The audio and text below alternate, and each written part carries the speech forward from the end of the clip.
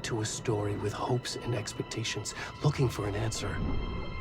Sometimes it would be better to live with that hope without ever knowing the full story.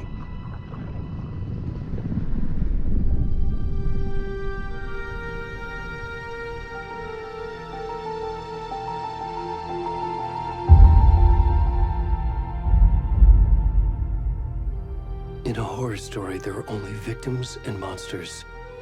And the trick is not to end up as either. But trapped by the genre, we are all ripped to pieces along the way.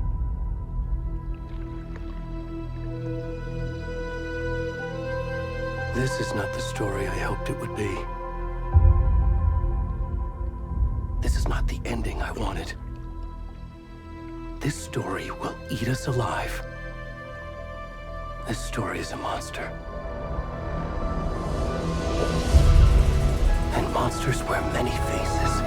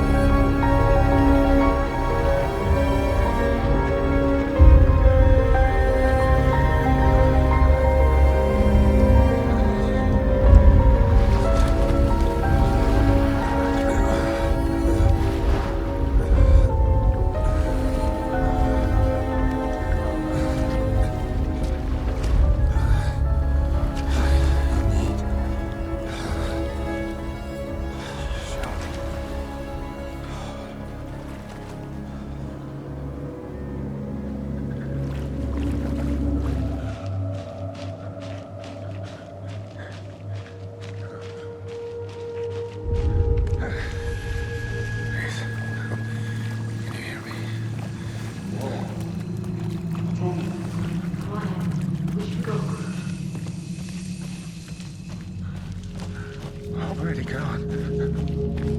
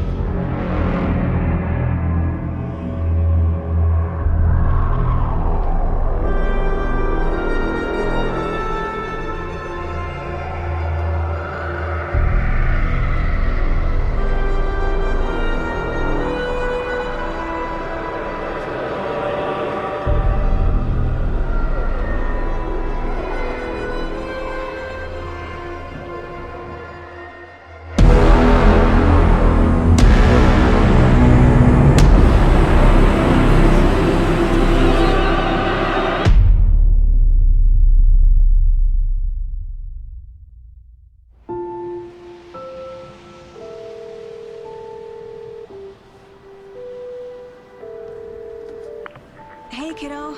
How are you? I'm good, Mom. How are you? This trip might take a little longer than I thought. I'm sorry I've been gone so much lately, Logan. Oh my God, Mom, it's not your fault people get all murdery. What happened? Just work stuff. Right. Well, Dad and I are just watching the latest episode of Night Springs here. Mom, it's so good. No spoilers! I'll let you get back to the show. You were supposed to wait and watch with me. I love you both. This is what happens when you go on work trips, Mom. Love you too. And say hi to Casey. Tell him to stop brooding so much. Logan? I will. Bye, kiddo.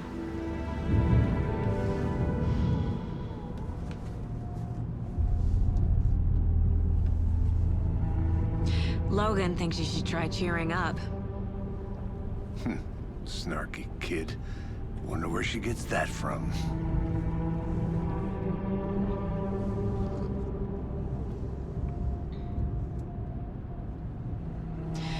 It can't be a coincidence that another body turns up just as we arrive in town. Feels like the killer's leaving us a message. I'm glad you're on this case with me, Anderson. It's right up your alley. You should take lead. Think of me as the backup. Okay. Any words of advice? Nothing that would cheer anyone up.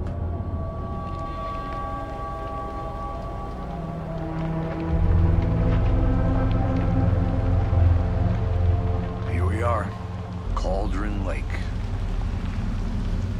Time to get to work.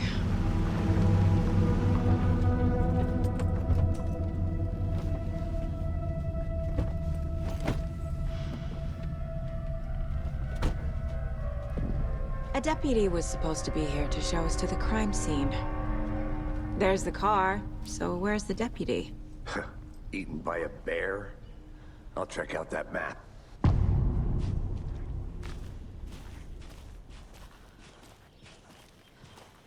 You're the one who wanted to switch. I think I hear someone. I'm not walking all the way back Could down. be our deputy. I can go take a look.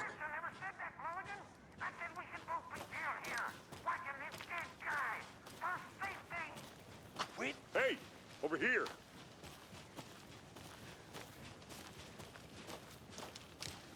Hey there. Agent Casey, right? Sheriff Breaker said you'd be coming by to take over the case. You're half right. Anderson? Saga Anderson. I'll be leading this case. Seems you already know my partner, Alex Casey. Shoot. Sorry about that, ma'am. I'm Deputy Mulligan. I just figured that, you know, that, Federal agent's right here, Thornton. My partner, Thornton, down at the crime scene. He's not what you call the sharpest axe in the shed. Right here? What do you mean? Are they with you? Oh, shit! They didn't hear me, did they? What can you tell us about the crime scene? Tell them about the heart. I was getting to that, Thornton.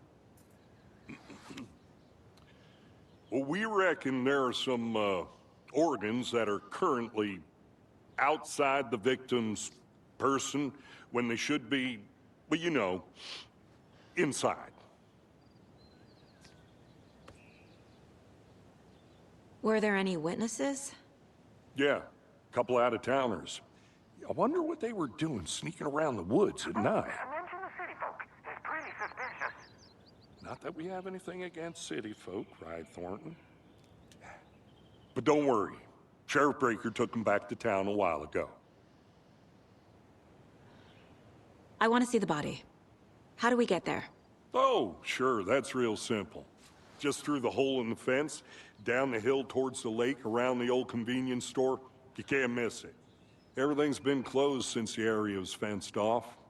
The store, the campground, all of it. Mulligan, tell them I'm here waiting. I'll show them around. They got it, Thornton.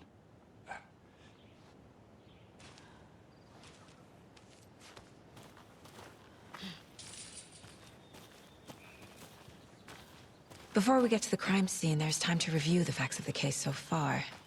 Make sure I'm seeing the clues clearly.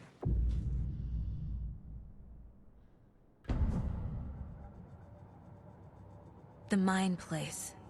My version of the Mind Palace technique. To sift through clues and work the case. Building the Mind Place again for each case. using each field office as a model in my head. The facts are on the board. Everything we know about the previous murders. Worth taking another look.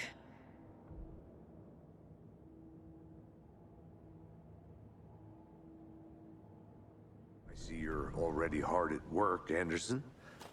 Close to cracking it? We're just getting started. Let's head down the hill to the crime scene. Fucking nature. Gives me a headache. There's too much sky. Hey, Casey. You putting me in charge. Why now? Look, Anderson, you're a better detective than I am. You've cracked cases that had the rest of us baffled. I don't want to slow you down. Are you thinking of retiring? You know what happens to cops who say this is their last case. Mm-hmm. Real funny, Anderson. Stairs are out. You okay to jump down? I'm not that old.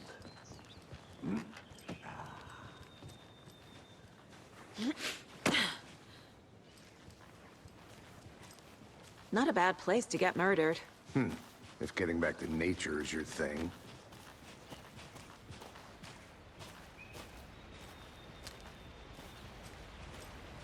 Damn. Should have brought an umbrella. I like the rain. The only thing around here that feels like home. You think the local law had the sense to put up a tarp? If they did, next coffee's on me. Hey! Deputy Thornton, I take it. That's me, at your service, ready to get this case solved. Now the body's behind the store. Come on, I'll show you.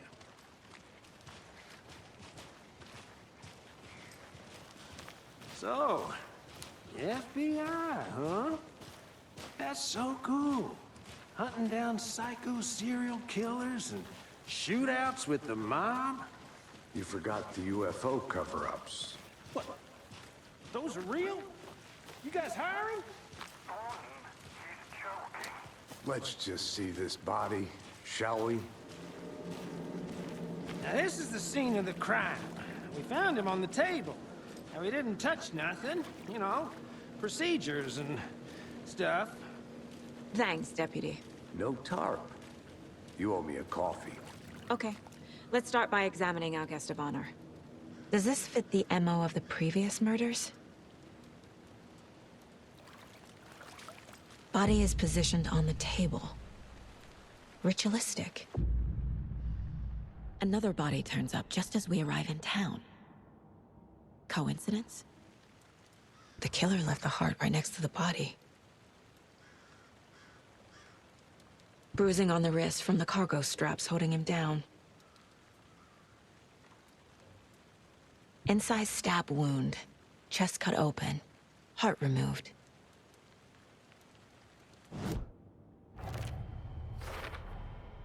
Heart removed from chest. Strapped by the wrists. Definitely matches the previous murders. But this time the heart and the straps were left behind. More clues to work with. This makes 4 murders that we know about. Who is our victim? Who killed him? Need to find more clues. Large amount of blood on the table. The victim died here. Multiple people were here. Multiple killers?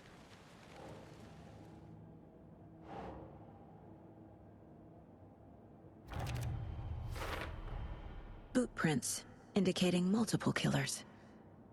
Quite the party. Did they plan for the murder to happen here?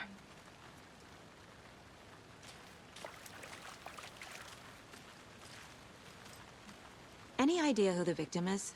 Oh, I sure do. His name is Nightingale. He was FBI. He came to town about 13 years ago. Now, I haven't heard a word about him since. Well, until now. Nightingale? Robert Nightingale? Oh, yes. You probably knew him. Brothers in arms. Oh, and sisters.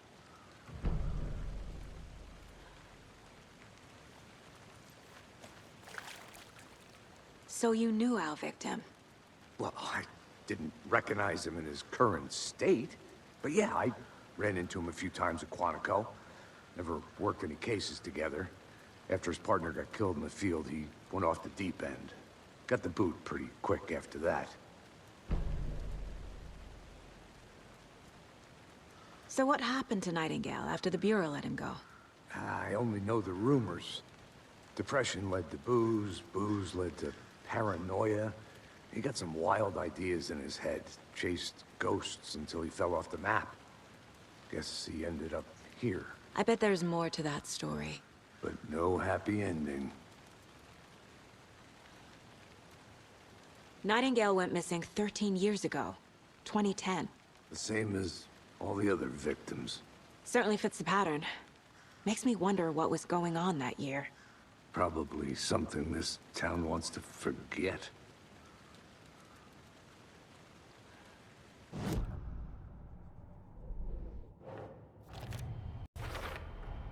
Robert Nightingale, ex-FBI, came to Bright Falls 13 years ago.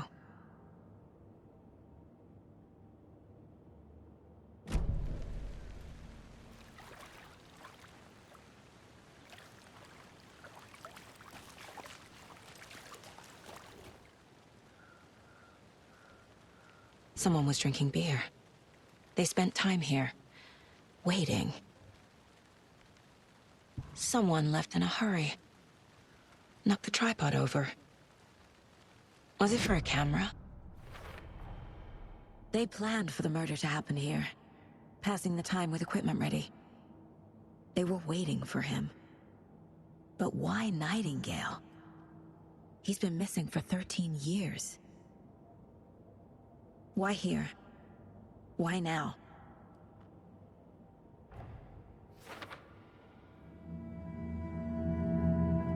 Profiling. Get into the subject's head. See what they saw. Feel what they felt. Use whatever I know about them to guide my intuition to a revelation. Piece it together.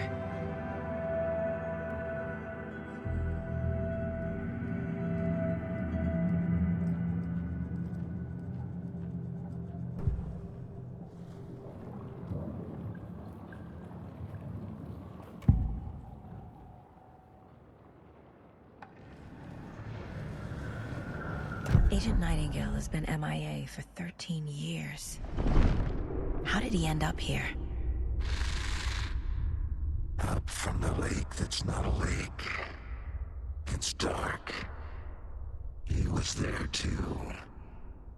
You are not allowed in the lake until he says otherwise.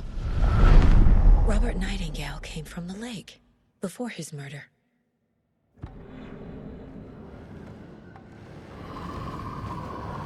Nightingale was chosen as the victim. Why? Flick the switch. It goes click. Lights are off. But somebody's home. Somebody's home. This wasn't some random act of violence. This was a ritual. And Nightingale a component. They didn't see him as a person. More like a container for something. The lake is connected to Nightingale somehow. Casey, let's take a look down by the lake. Lead the way. Sounds good. This way, right? Right. Well, okay. Well, I'll just wait here. This one of your hunches, Anderson? Did something happen at the lake? I think Nightingale came up from that direction. From the lake. Probably looking for shelter. Safety. They were waiting for him. When you're ready, I'd love to hear what you put together so far. Sure. It's not that complicated. Nightingale was out in the woods alone at night, possibly nude. The killers knew he was here, ambushed him, dragged him to the campgrounds, strapped him to the table, cut his heart out. But then they were interrupted by those witnesses, the Bookers. The job is unfinished. That seems pretty complicated to me. What was this guy doing skinny dipping at this time of year? Haven't figured that part out yet. Lots of questions. Lots of answers for us to find. I didn't know trees got that big. Gives me the creeps. You need to get out more. It is kind of creepy, though.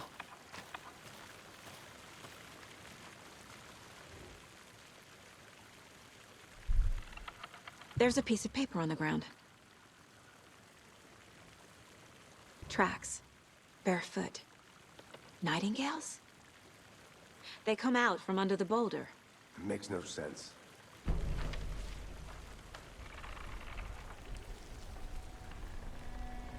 A page full of text on one side. Not a printout. Written with a typewriter. Old school. Lines scratched out and edits added with a pen. Like a manuscript. Page of a story. Killer left a message. It's for us. The text is about us. The victim was one of their own. FBI Special Agent Robert Nightingale. And then there was the page they found. The first step down into terrifying depths. Reading the words. These words felt like a message. Felt like a message. Someone knew they were here, someone playing a game with them. An invitation. How could they not accept, even if they knew it would end up hurting them?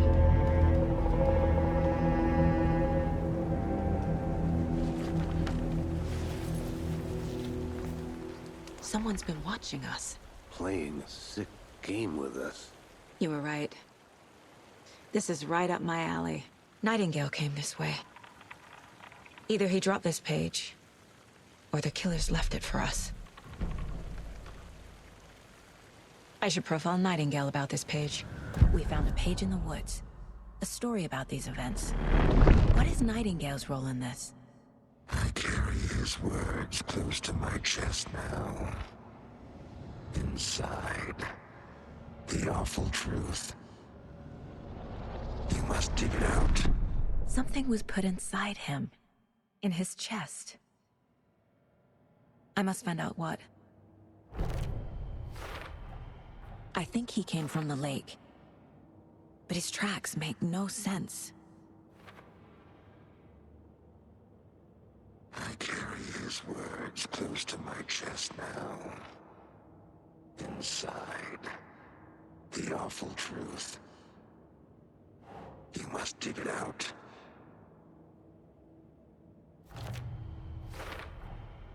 Found all I can here. Time to properly examine the body. See what I can find inside.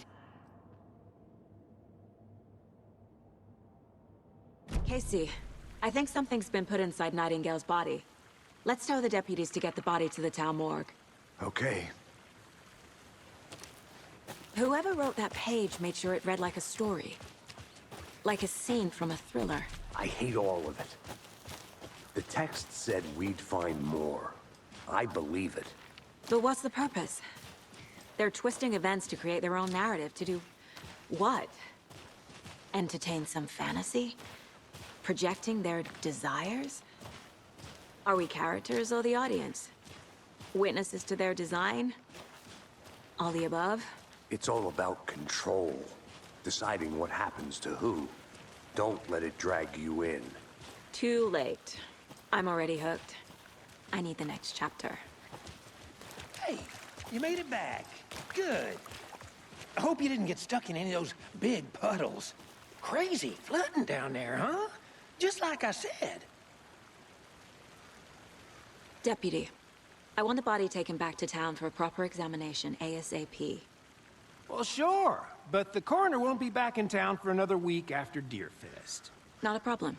I'll do it myself. Oh, and Sheriff Breaker called to say he's got the bookers at the Oh Dear Diner in town. Oh, and I've got a key to the gate. It's a shortcut back to the parking lot just up the hill.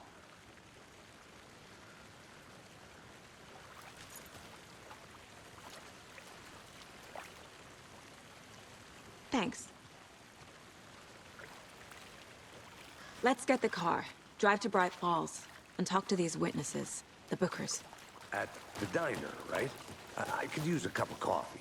Let's try that shortcut the deputy mentioned. Sounds good.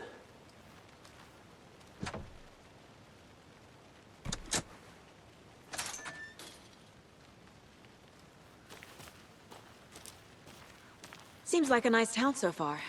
Murders aside. Pretty woods. Cute lodge we got set up in. We should go for a hike if we get a chance. Now you're just being mean, Anderson. Deputies aren't exactly up to the task, but hopefully the sheriff will be more helpful. Not a surprise about the deputies. Doubt they see much stuff this gruesome. I'm gonna go check something out. Be right back. Got it.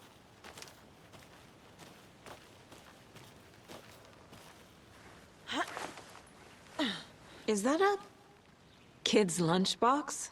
An Alex Casey movie lunchbox. Casey hates the endless jokes about coincidentally having the same name as a fake detective. He hates those cheesy crime books, but he really hates the movies.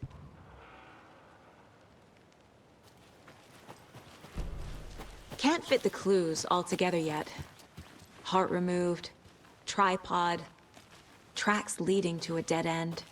A tripod? For a camera? To record a snuff film? Maybe. And why take out his heart just to throw it away? I'll be back in a second. Roger.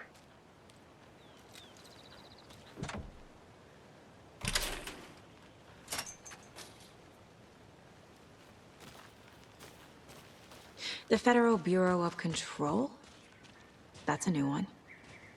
Toxic volcanic gas, huh? The FBC is an obscure branch.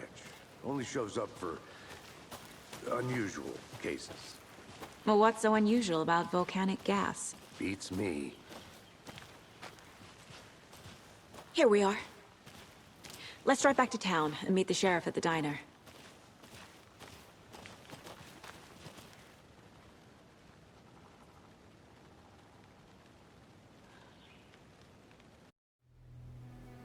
I can't get that manuscript page out of my head. I've never seen killers reach out so directly before. Damn impressive work so far. With your technique, these hunches were moving fast. I wasn't sure about taking a case so far from home, but I'm thrilled to be here for this mystery.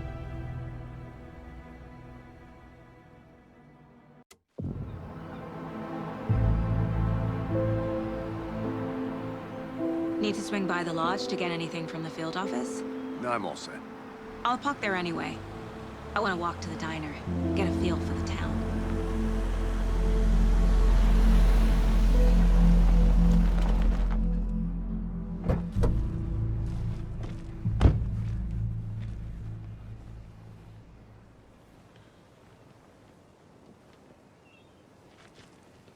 The diner's just up the waterfront.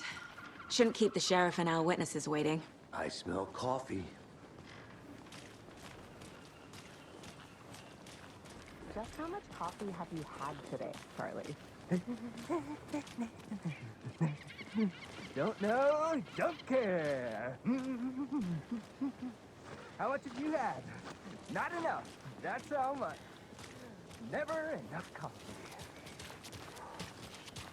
Let me guess. The FBI. Welcome to Bright Falls. It's nice to have you here. I got you both some coffee. Oh, it's Washington's finest. Nice to meet you, Sheriff. I'm set for coffee. You know, I wouldn't say no to another. I'm Agent Saga Anderson. This is Agent Alex Casey. Tim Breaker. And let me just say, I'm happy you two are here. Frankly, we could use the help. Your deputies said you had a couple of witnesses here. They made them sound like suspects. Mulligan and Thornton are still on about that? No, the Bookers don't strike me as the murdering type, but you can decide for yourselves. They're just inside having coffee and pie to calm their nerves. I'll see what they have to say. Casey, you compare notes with the sheriff. Take your time. We've looked through the case files you sent over, Sheriff. Have you had many people besides the known victims go missing? Sure. But it's slowed down ever since Culver Lake was fenced off. Let me guess. Missing person cases spiked around 2010. The fence was built just after. Excuse me. I'm Agent Saga Anderson. Are you the Bookers? That's us. I'm Tammy, and he's Ed. Hello, officer. Just Saga is fine, Ed. So, are we being charged with anything? Because if not, we'd love to get back to our hotel and decompress after what we saw. Take a bath, scream into pillows, that kind of thing. We're not charging you. I just have a few questions. Nothing to stress about, okay? What were you doing at Cauldron Lake last night? I'm a writer. True crime. We're here from New York, doing some research on a famous novelist, Alan Wake, who went missing here. I was down at the lake, getting some details. Perfectly legal. So what did you see in the woods? This naked dude came out of the lake, and he was acting crazy, shouting weird shit at us. He must have been on something. Unless skinny dipping at dawn is a thing around here. Then we heard shooting. We ran into these psychos in deer masks. They were tearing into the naked guy with knives, like some kind of satanic cult. And then we bolted and called the cops.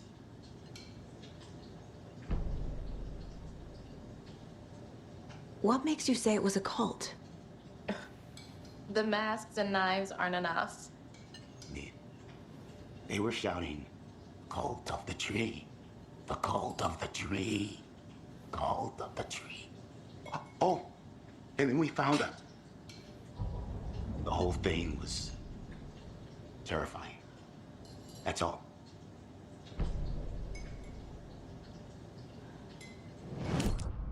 The victim was one of their own. FBI Special Agent Robert Nightingale, gone missing here 13 years ago. Now he had suddenly turned up, only to be murdered in a brutal ritual on the very day of their arrival. And then there was the page. This page, the first page that they had found, not the last. The first step down into terrifying depths. Secret truths trembling beyond the threshold. Reading the words, these words, felt like a message. Was a message. Someone knew they were here. What they were doing. Someone playing a game with them. Leading them on. An invitation. How could they not accept? The sheer audacity of this impossible mystery presented to them. Even if they knew it would end up hurting them.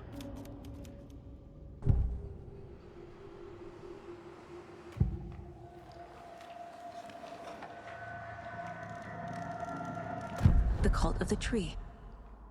What aren't the Bookers telling me? I found their necklace. The symbol is 2 triangles. The cult wants their spruce tree back, Tammy. Finders keepers, Ed. My publisher will want this on the cover. Tammy found something.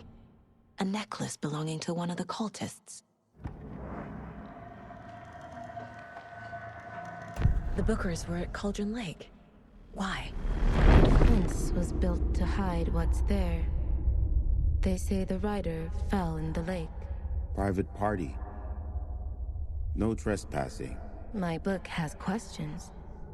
Past the bolt cutters. They broke in for the sake of Tammy's book. Nothing to do with a murder. They were telling the truth.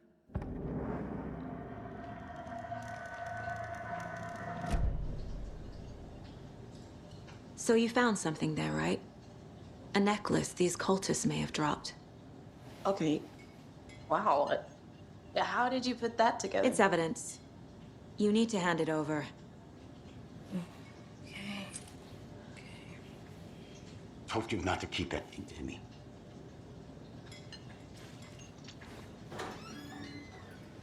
Thanks. This could prove to be helpful. Do me a favor. Stick around town for now in case we have any more questions.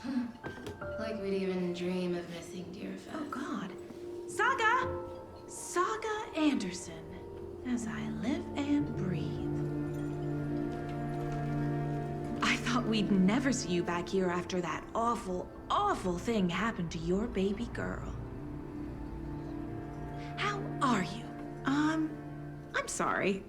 Who are you? I don't know what you're talking about. It's me, silly. Rose. You know me. I don't think I do. And what horrible thing happened to my baby girl? She drowned. Your daughter. So weird you don't remember. How do you know I have a daughter? Oh, I know what this is. You're blocking out your traumatic memories. Happens on TV all the time. No. You're mistaking me for someone else. If you say so.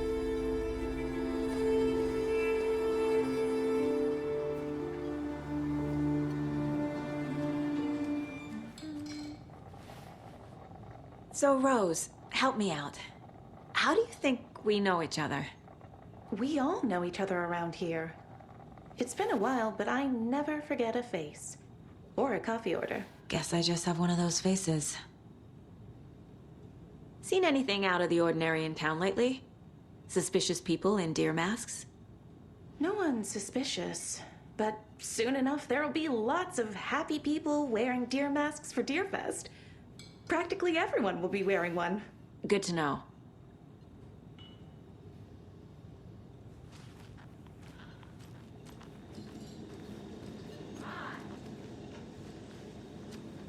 How can you be so calm? Corpses are part of the job. Can't dwell on it too much. All set? My guys have Nightingale at the morgue if you're ready to go take a look. Let's go. Well, Casey, I got a lead. Looks like we're dealing with a cult. The cult of the tree. A murder cult. Fuck. Have you heard of this cult of the tree, Sheriff? Only the urban legend. If you're in the woods at night, the cult will get you. That sort of thing. We're not gonna find out you're the Grand Wizard or something, are we? I played some D&D back in the day. Wizard was always my favorite class. Morning, Sheriff. Looks like you have some guests. Ah, morning, Ted. Yeah, real important guests. Deerfest. Always draws a crowd, right? Too true. More the merrier. Have a good one, Sheriff.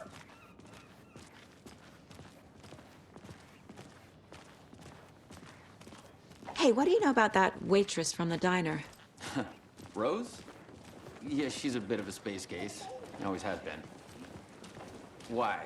What'd she do now? She kept saying that my daughter drowned. She even knew my name. It was all very weird. Rose has a talent for saying the weirdest thing possible. But it's best not to take it personally. Hey, boss. Corpse is downstairs ready to go. Yep, in the morgue, all prepped. I'd like to take a closer look as soon as possible. Lead the way, Sheriff. I'll be right with you, sir. Yep. Just here to pay my ticket. Whenever you're ready to take my money.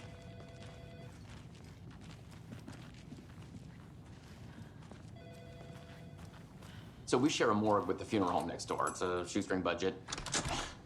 I guess you guys don't have that problem, though. Our only coroner rotates between a few other towns, and he's away this week, but you can handle this, right? I'm qualified to perform examinations. Yes.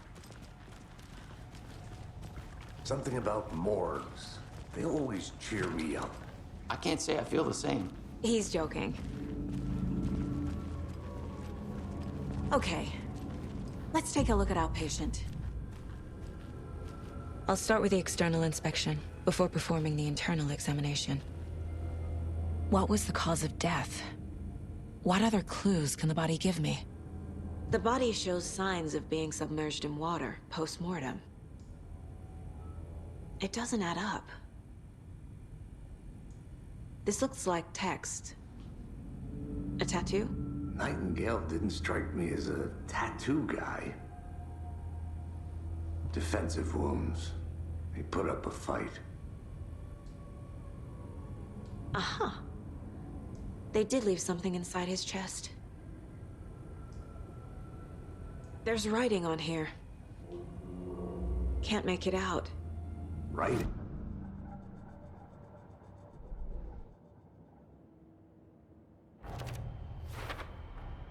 Text is smudged. Looks inverted. Heart can't have been marked before removal.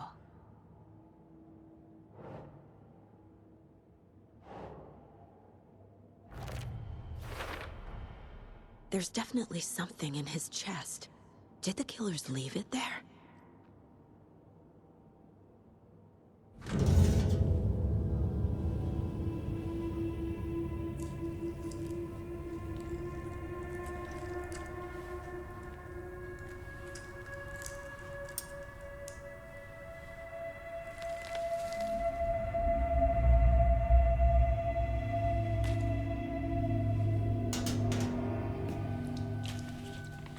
It's the same type of page we found at Cauldron Lake. Nightingale hunted Saga. Didn't see her. The Taken could not see into bright light. Light hurt them, made them vulnerable. Nightingale had no heart, but here he was, killing. Someone's created a fucked up fantasy about us. Hey, hold on. We found these kinds of pages. I didn't think they were relevant to this case. I have them right here.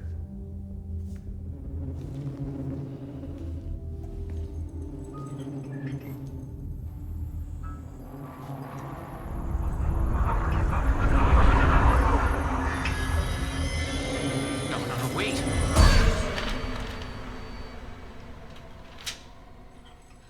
Sheriff? What the hell? Show me the clicker.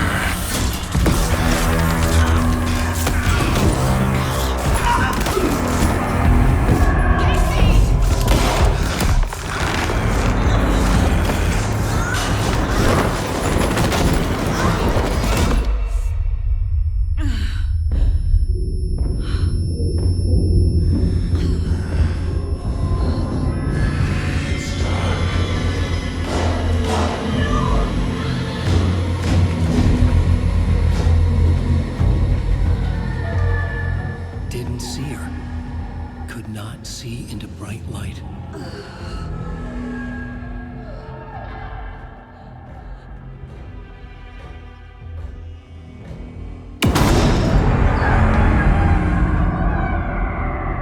I'll make you pay.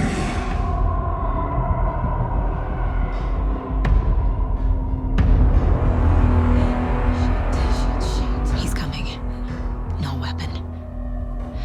The page said to get into the light. I'll get you. I'll get you. Get you. Lights off. Lights off. Lights off. Somebody's home. He can't see me in the light. My gun's out in the hall. Gotta get it back.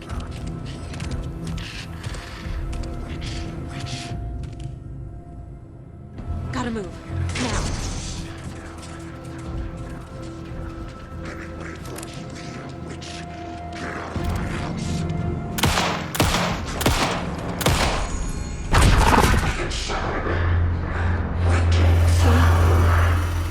Vanished.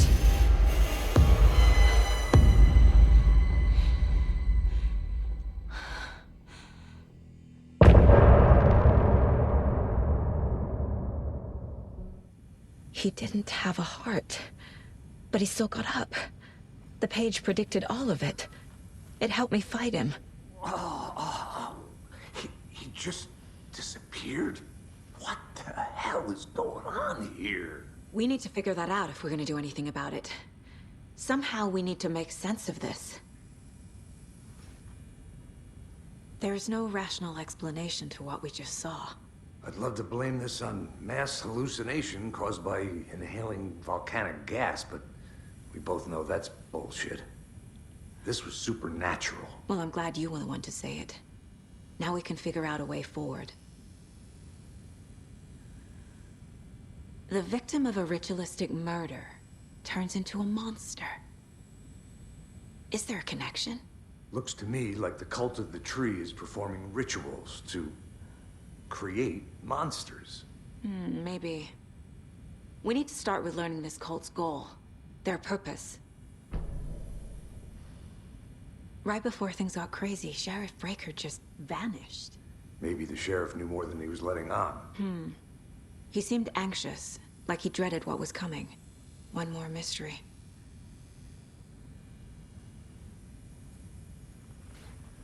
There's one of the pages on the floor.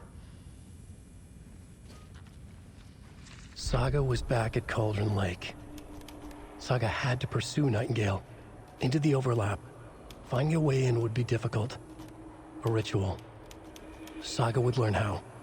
Stop the monster.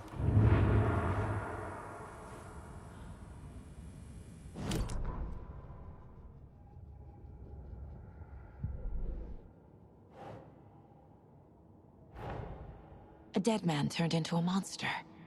Light as a way to fight him. Pages predicting the future. There's no rational explanation.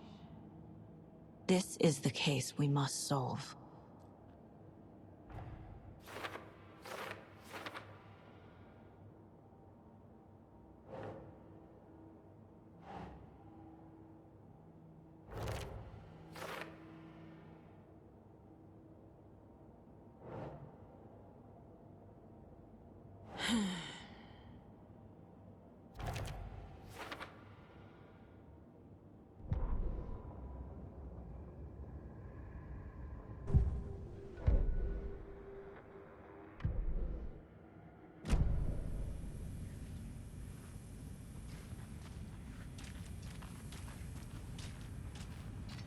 The heart is gone too. Did the fucker take it with him? The page places Nightingale back at Cauldron Lake.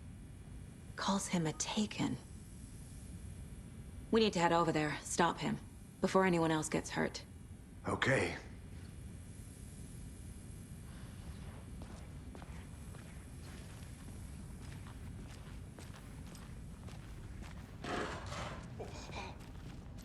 We heard gunshots. Y'all okay? Did you get spooked by the bodies? Sheriff Breaker disappeared. Nightingale turned into some sort of a monster, and there are offices down. You two handle things here. We need to get back to Cauldron Lake immediately. Fuck me. That's terrible. We'll do what we can, man.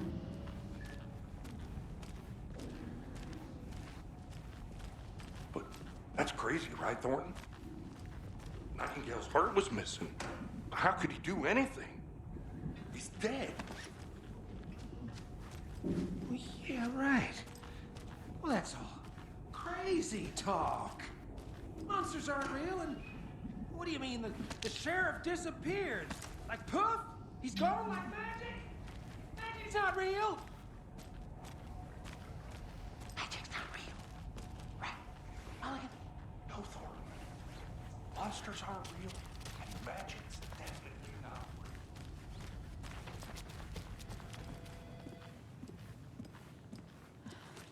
Nightingale and his cult are dangerous. We need to be prepared in case things escalate more than they already have. Can you call it in, Casey? A smart choice, Anderson. Yeah, Agent Casey here. Yeah. We need backup. The Bright Falls case. Whoever you can spare. ASAP. Think we'll actually find Nightingale at the lake? The pages haven't been wrong yet. We can't assume the person writing these pages isn't playing us. I agree. But it's our best lead. This is the same symbol as that cult necklace. Not exactly hiding in the shadows, are they? Did you check out the town, Anderson? Just getting my bearings. Ready to go? Waiting on you. Rinse and repeat. Clock out, get a beer. Or maybe 3.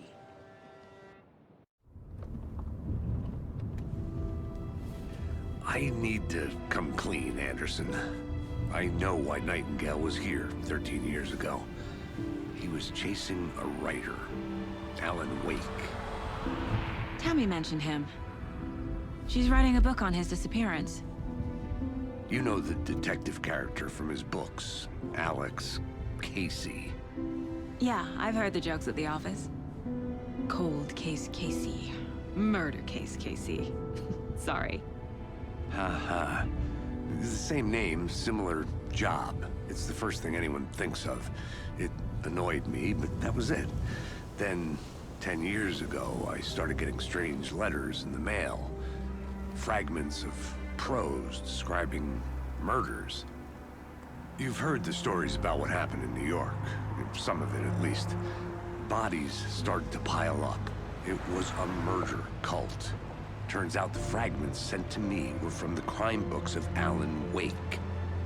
The cult was copycatting the murders from the books. In their heads, they were performing a ritual to bring Wake back. Their imagined prophet. After that case, I started looking into Wake's disappearance on the side. And you thought this case might be connected to him? His name does keep popping up. I just wanted you to have all the facts. Next time, give them to me before we find ourselves in the middle of a horror story.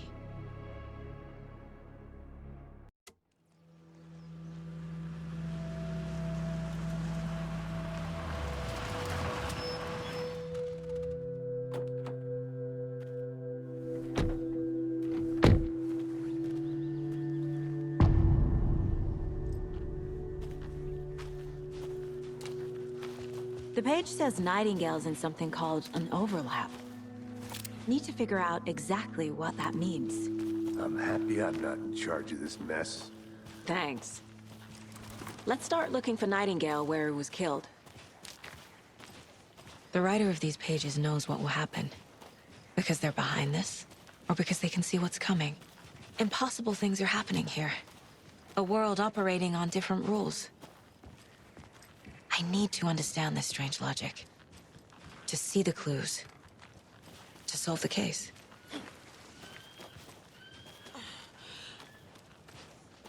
I've been thinking more about the cult of the tree.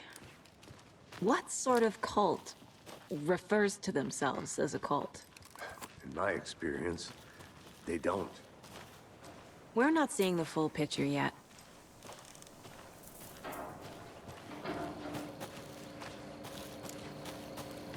Hey, hello there. How are you folks doing? Those restricted area signs don't do a damn thing, huh? Hello. Saga Anderson. Are you two supposed to be here? I'm Ilmo Koskela. Fantastic to meet you. And yes, Stephen here hired me to show him through the woods. He's in town on important government business. Fixing this impressive piece of hardware. I work for the FBC, ma'am. I'm authorized to be here. And I bet you two are here about that murder. Nasty stuff. How's it going? How did you hear about the murder, Ilmo? Do you know anything that could help us? People tend to tell me things. The Koskela brothers are kind of a household name around here. Speaking of, if you're looking for some fun, stop by Watery. Just down the road from Bright Falls, there's our Coffee World amusement park. There's sauna ja vihta. And we offer a variety of guided tours, hunting, fishing, hiking, whatever strikes your fancy. You name it, we probably got it. What is this thing? It's just a monitoring station, ma'am. The Federal Bureau of Control checks volcanic activity and air toxicity levels. No need to worry, though. It's mostly for research purposes. That's one gorgeous weather saga. Looks Nordic. I bet a family member made it. Stephen, we're investigating a murder that occurred nearby. What can you tell me about your bureau? Nothing that isn't classified, I'm afraid. But I don't know anything about a murder. Operations here are run by a different department. I'm just here to make some repairs. The wiring on this thing frays every couple months. Yep, that's the raccoons. They grow real big here with teeth like you wouldn't believe. Can not run through a garbage can. My mother made this sweater for me. How do you know? I knew it. My mom used to knit those sweaters for me and my brother. Watery, my hometown, was founded by Finnish immigrants. So between your name and the sweater, I figured your family might be from Finland too. Suomi, Finland. Ulla, Karjalan piirakka. Close. My mom's family is from Sweden originally. I don't know much about them beyond that. The sweater is just something to remember her by. Thank you. I need to head out.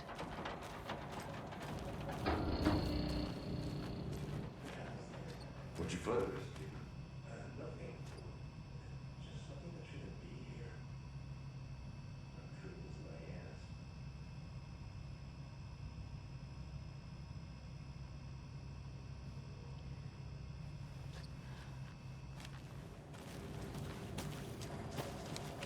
Let's get to the murder site, Casey.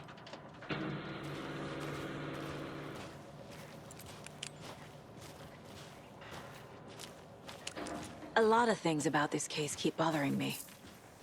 But one thing feels really off. Breaker's disappearance. I don't get the feeling Nightingale was responsible. He was about to give you more of those pages. Something didn't want us to have them? Or was protecting him from Nightingale? Spontaneous combustion? I don't know. Not the kind of disappearance we normally solve. Our crime scene's drowning. I never minded rain. Feels like home. No sign of Nightingale. But the page did place him at Cauldron Lake, in an overlap. So how do we follow him there?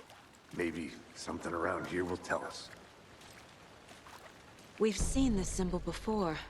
Good eye.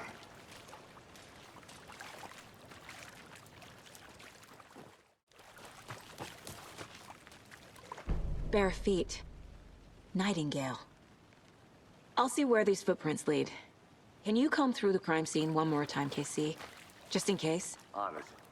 If anything comes up, I'll radio you.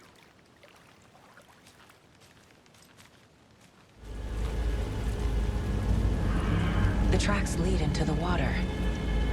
Where'd you go from here?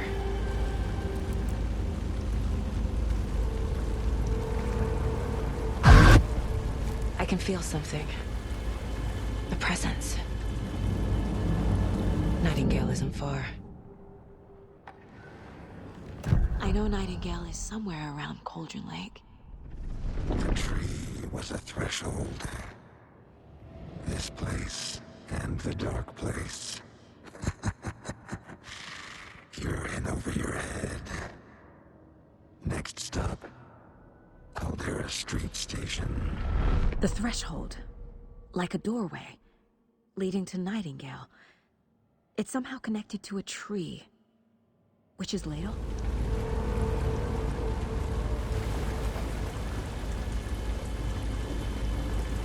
What is that? Seems like it's reacting to the light. These aren't the same tracks that were here before. They're headed into the tree, not out of it.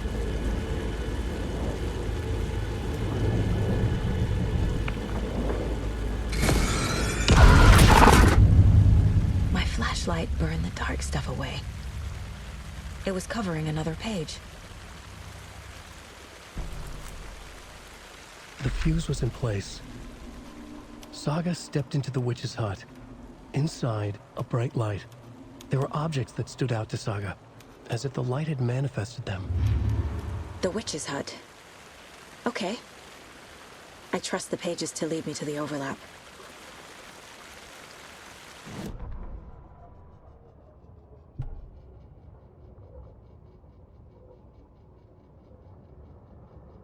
The fuse was in place. She found it among the junk in the forest. Saga stepped inside the witch's hut. Something rushed through her. A presence. Familiar. She couldn't quite place it. Something long forgotten.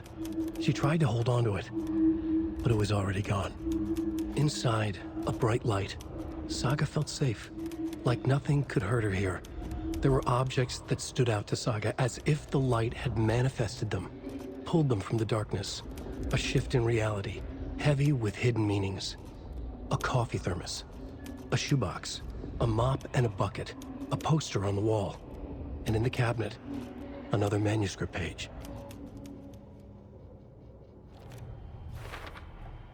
Light is the key. To stay safe. But for something more to be revealed as well.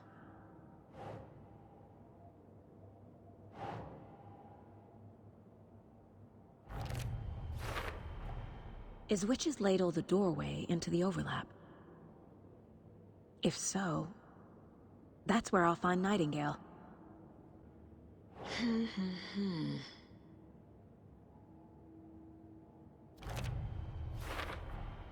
We're dealing with an organized group of killers, not a lone serial killer.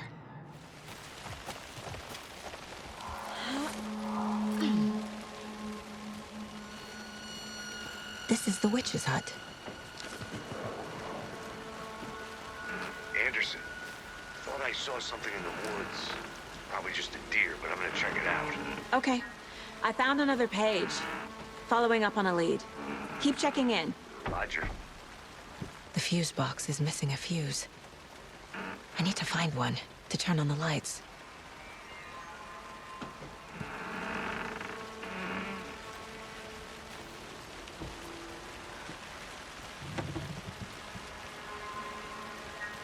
This fuse is busted.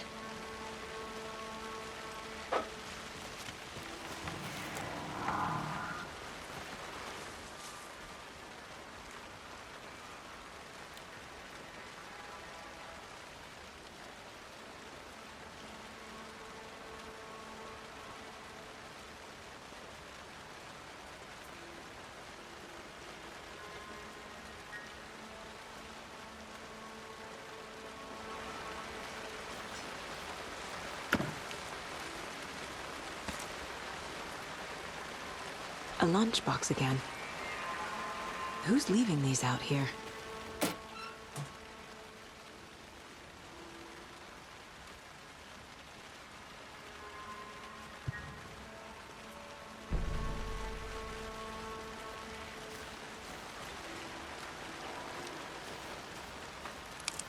This one looks good. People should really stop littering, though.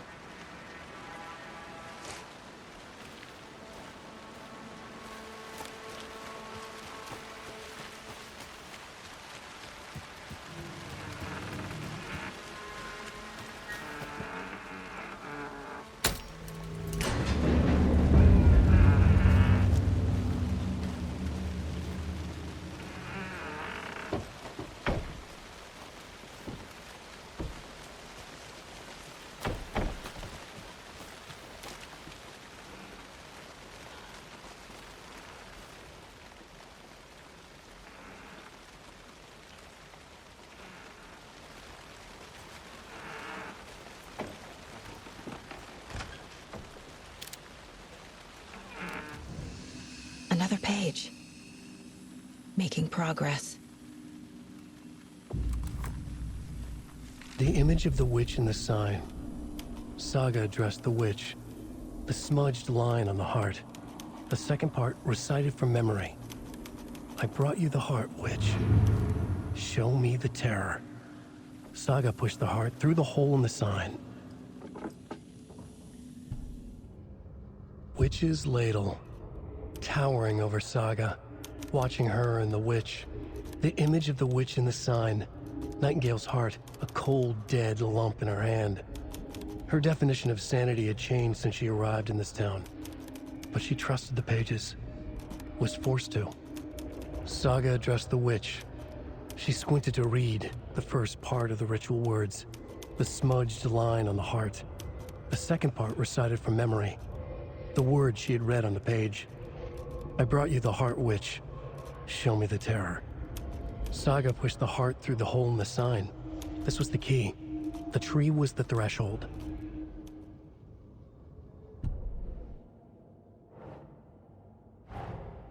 The page from the witch's hut seems to be describing some kind of ritual. Nightingale's heart disappeared from the morgue. Where is it now? I need Nightingale's heart to get to the overlap. Where is it? The cultist leaned close. He was there, but he was risen. Nightingale was there. The opposite of sunspots. Who said that? That's not it. I don't have what I need to find Nightingale's heart. There must be more. Nightingale's heart. Where is it? While they played cards in the general store, the witch had stolen his heart. Get out of my house. Nightingale's heart is at the general store, in a fridge. I need to check the general store for the heart. Casey, I'm headed to the general store. I think I know how to get into the overlap. Roger that. I followed some ATV tracks in the woods and got a bit turned around. Did you get lost? I've only been lost once in my life, Anderson. The years I spent with my ex-wife. I'll find my way back, don't you worry about it.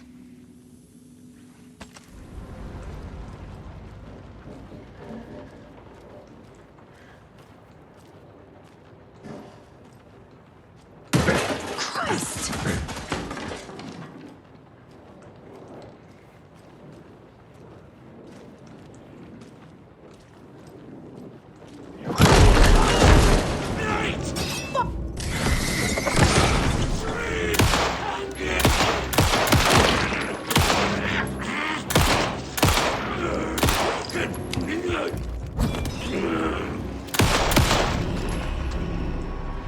Occultist. A monster. Like Nightingale.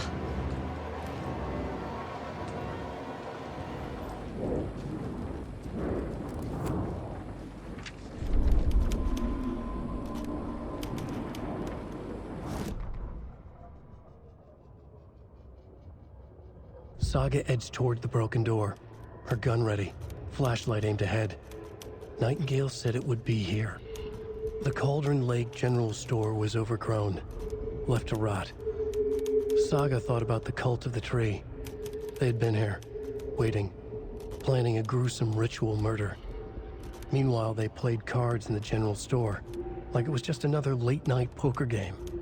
Saga stepped closer to the door. Had the animal broken it? There was a loud crash. Saga found herself face to face with a cultist, a hulking figure in a raincoat. We watch in the night, wild eyes behind a plastic deer mask, an axe in his raised hand.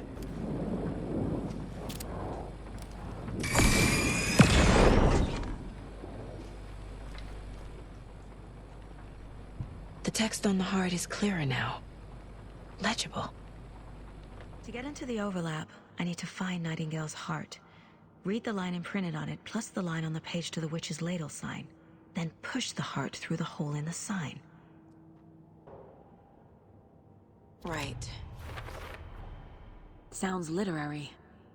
But what does it mean?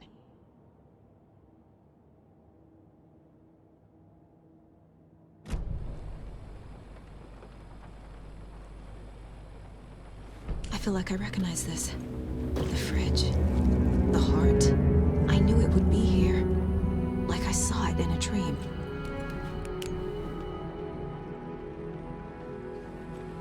And now I need to give the heart to the witch. Makes total sense. Casey, there are cultists in the area. They're taken, like Nightingale. Watch yourself out there. Yeah, thanks for the heads up.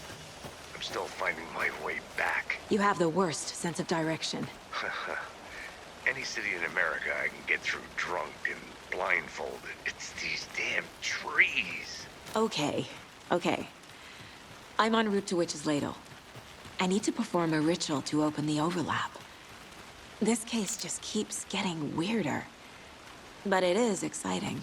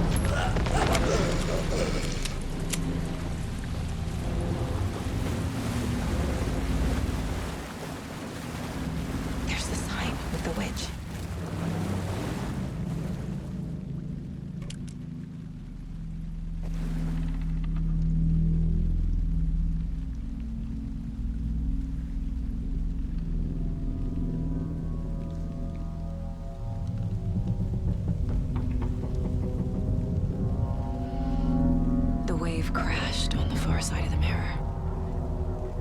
I brought you the Heart Witch. Show me the terror.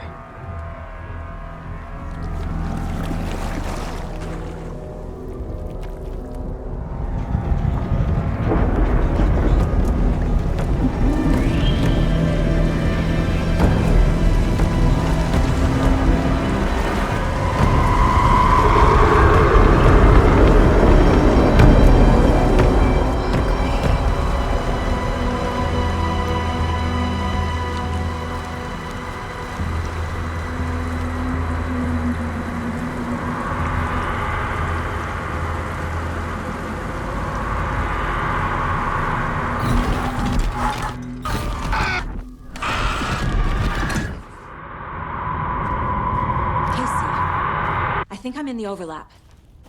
Are you still on your way? Casey! Casey, do you read me? Fuck. Okay, Saga. Going in solo.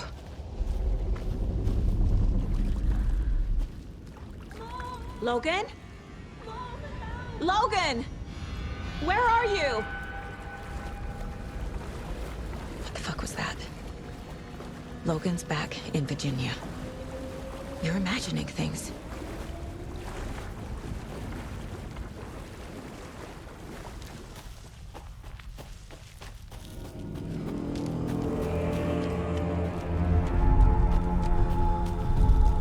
Please help me.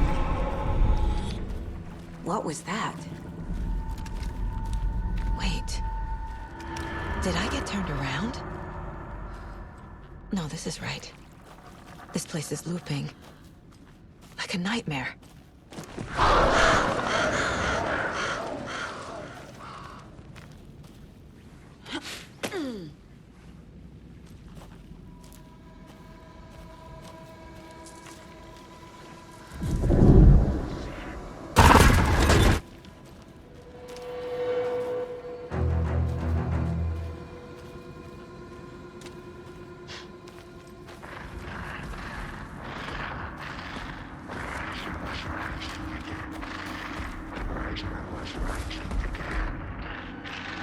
He's here. Nightingale.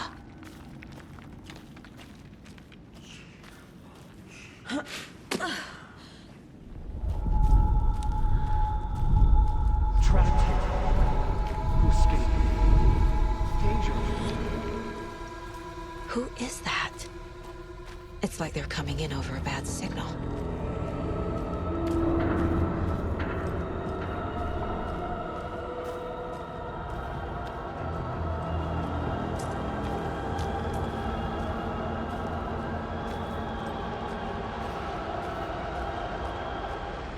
Nightingale's badge.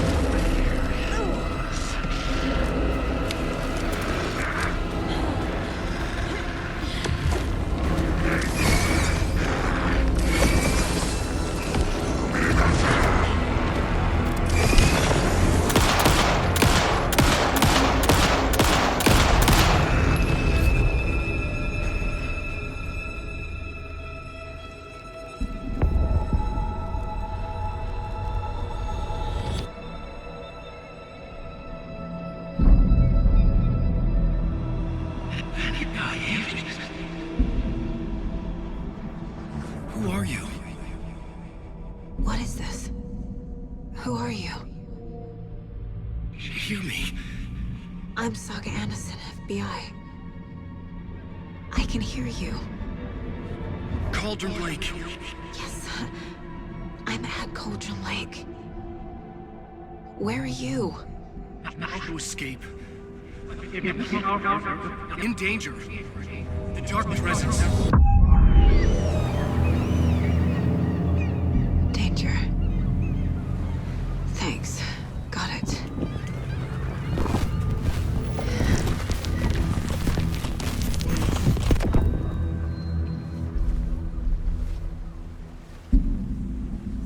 Hey!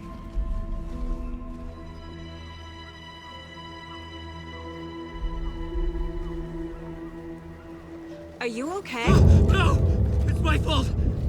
It got out with my face! Scratch! Sir, calm down. I'm gonna need you to take a breath. He's changed the story. The dark presence. We must stop it before... Easy now. First things first. What's your name? My name is Alan Wake. I'm a writer. I've been... Wake? Where did you come from? You've been missing for 13 years. 13.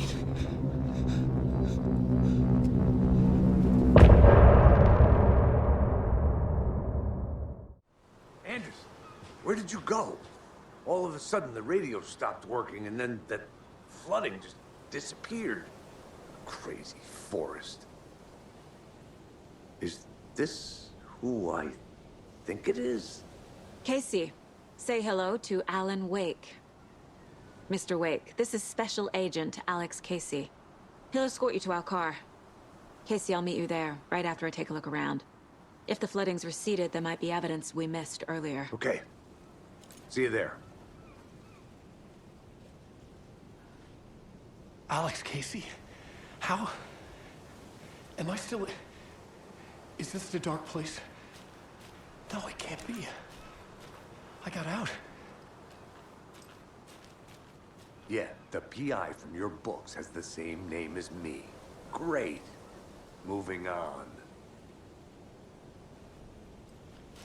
It's a bit of a hike to the car. Should look around. Get your bearings. With the flooding gone, could be further clues out there. The flooding disappeared very suddenly. I wonder if there's any connection to the overlap. To Nightingale.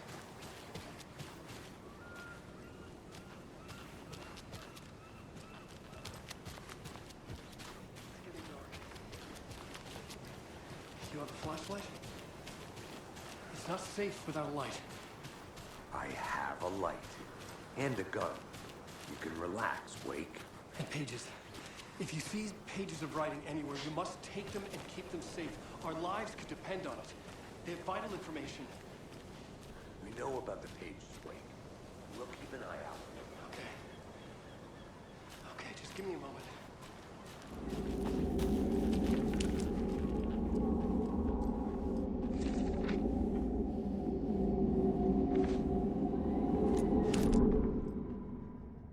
He'd been on the trail of the writer forever. The writer he despised. Hemingway, Bukowski, Wake. I'll get you. I'll find you. I'll make you pay. You're in over your head. He descended into the tunnels, from the Dark City, into the ocean of darkness. Next stop, Caldera Street Station. Something, a presence, rumbled. Not a train. Shadows shifted on the platform. The writer's cult waited for him there. The cult of the word. Occultists lean close. I carry his words close to my chest now. You're not allowed in the lake until he says otherwise. He'd be caught. Murdered. They got him. They didn't get him. He was reborn out of hate. He was there, but he was risen. Sent to find the light switch up from the lake that was not the lake.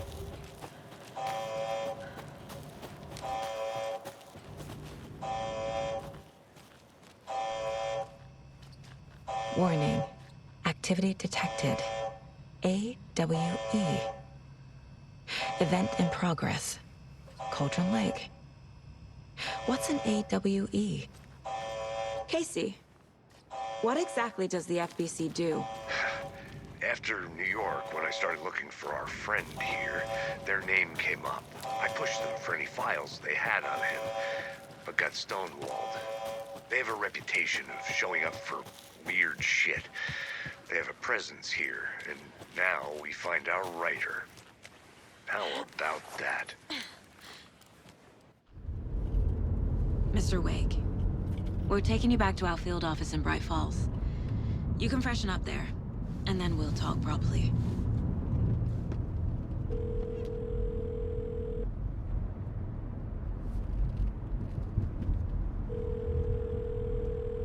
Hey, Mom. Before you say anything, I'm totally fine. Don't freak out. Dad shouldn't have even texted you. Logan? No one texted me. What's going on? I'm totally fine. I slipped, that's all. God, it's not the end of the world. Put your father on the phone. Okay. Dad, it's Mom. Don't worry, hon. Logan slipped in the shower and bumped her head. She has a slight concussion, but I'm keeping an eye on her. Lucky I heard her fall. She could have drowned.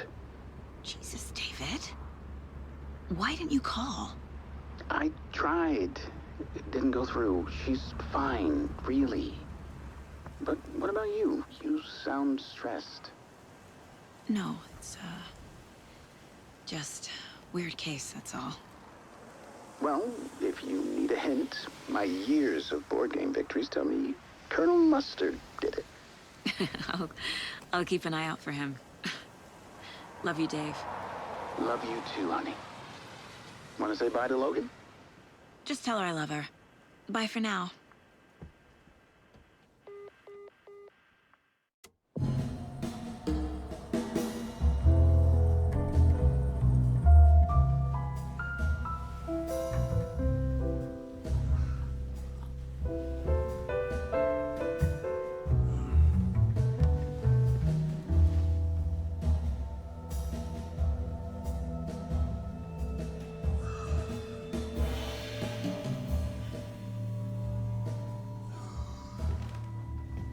Is there anyone you'd like us to reach out to, Mr. Wake? You've been gone a long time. No. No. They'd be in danger. It'll come for me. Okay, let's talk about something else. Robert Nightingale. Do you know him? You were both here in 2010. The Dark Presence got him back then. That's the last time I saw him. 13 years. Fuck me. Tell us about the pages. You had what looks like a title page with you. Return. Is this the name of the story on these pages? The writer's name has been scratched out pretty violently, but your name can still be made out underneath. Scratched out. Yeah. Scratch.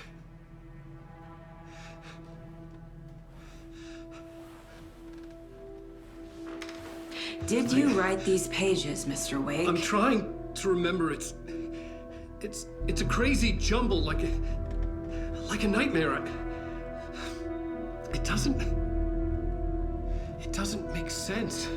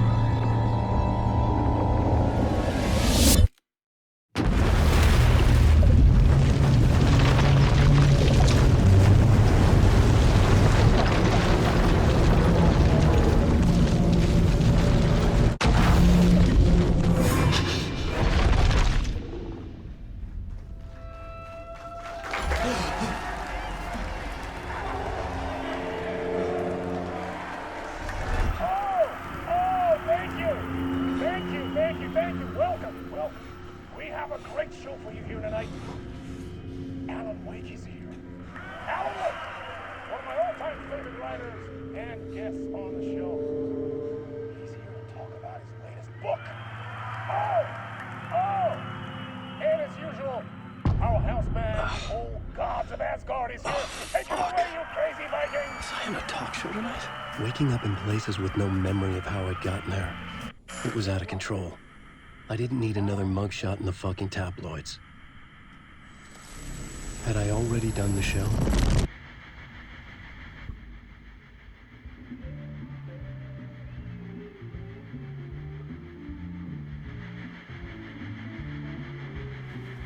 Please give a warm welcome to Mr. Alan Wake. Oh! Alan! Good to see you, Alan. Great to see you. Welcome back to the show. Come on, sit down, sit down, sit down. Woo! Oh, man. It is so good to see you, Alan. This must be an exciting time for you. Tell me, does it ever get old? So does what get old? Publishing a new book. Are you okay there, my friend? You look like you've been cooped up in the writer's room for a few too many years. This is exactly how I feel. You know, I've waited so long to get my hands on the sequel to Departure. You left us on quite the cliffhanger. We've all been dying to know what "it's not a lake, it's an ocean" really means. You and me both. Well, our wait is over. Your new book, Initiation, hits the shelves tomorrow. What? That's exactly what every reader will be asking. This book is mind-bending. It's so cerebral. I mean, how would you describe it? An auto-fictional thought experiment? A horror story? A postmodern detective story? Wait. This isn't right. I haven't written anything. He's so humble. Okay, you got me. Good prank, very funny. But yeah, I sad to say, I've not written this. I'd remember if I'd written a book, right? Or maybe it was written by your evil double. Well played, man! That is spot on! Playing the role here.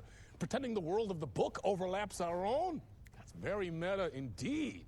You see, Initiation tells the story of a fictional writer named Alan Wake, who is trapped in a nightmare, desperately trying to find the manuscript of a novel he has forgotten he has written. The book is set in New York, but it might not be New York at all.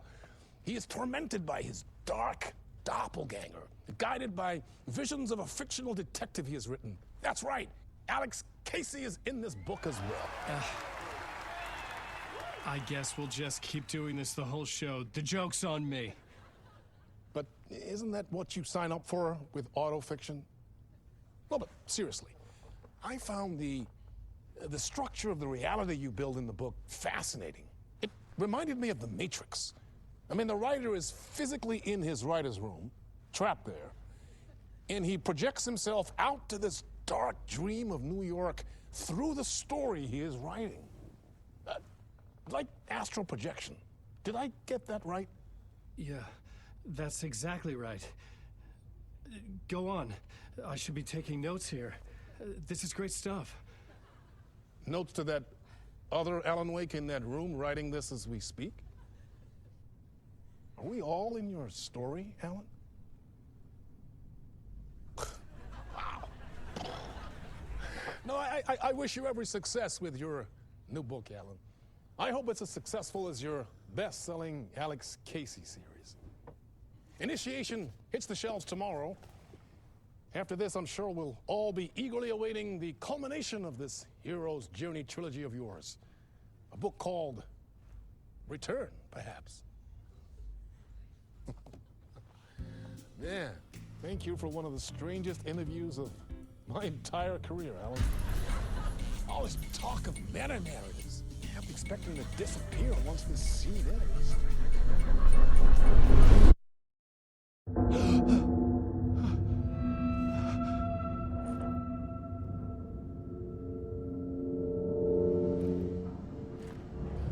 Hello? I'm losing it. Something's not right here. I needed to get home. To Alice.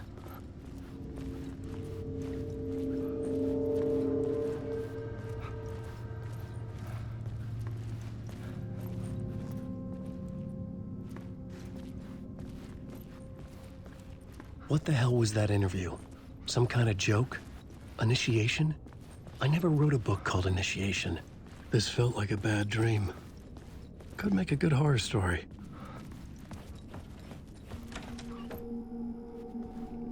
I was a mess. I'd never heard of this talk show or Mr. Door before. None of it felt right. Was I losing my mind?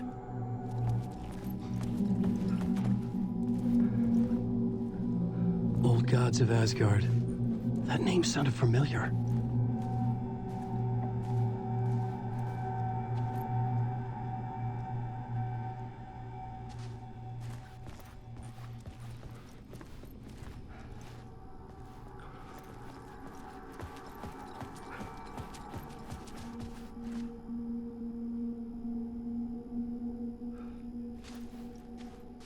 Hey!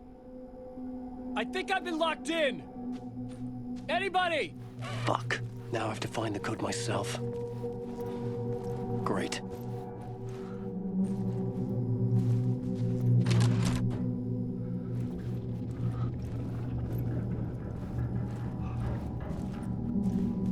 There was something here. A broken transmission I couldn't quite make out. What was that? A message? Impossible to say.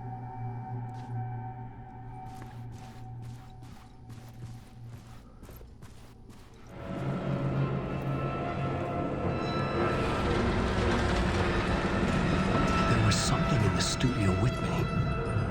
I had to get out.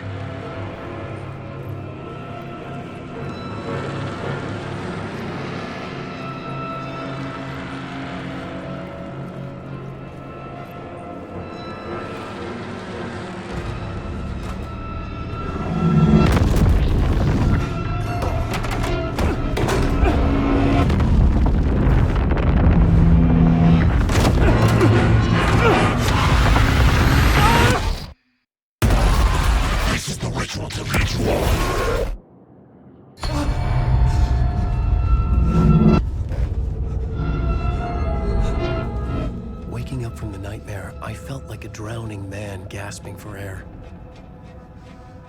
This place felt familiar. A ghost of a memory surfaced, about riding here for countless days.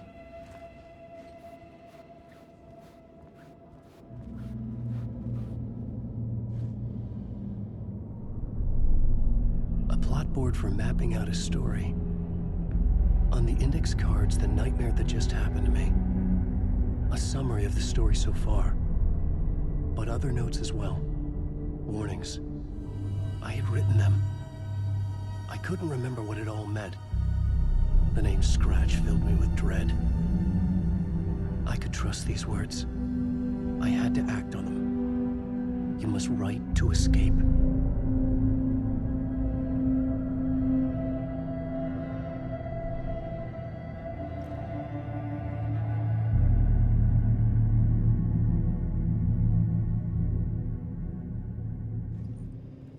I had to write more.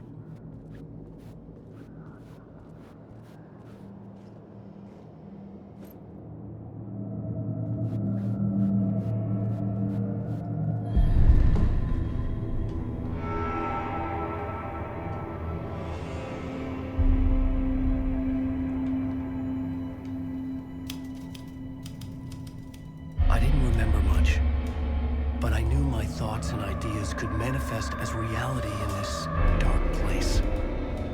I'd use my writing to project myself out of this room, like a deep-sea diver to go deeper and explore the depths of this prison for a way out.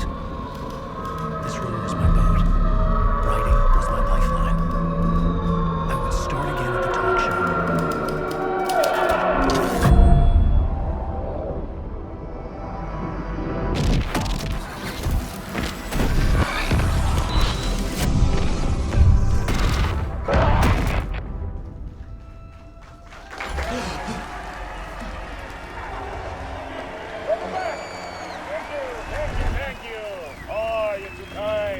Welcome back. We have a great show for you here tonight. Real treat for all you Alex Casey fans out there. Alex Casey himself is here tonight. That's right. Sam Lake, ladies and gentlemen. the actor who has given his face to the famous detective in the film series. And of course, we have Alan Wake here, the best-selling writer of the books the films are based on. Let's do this!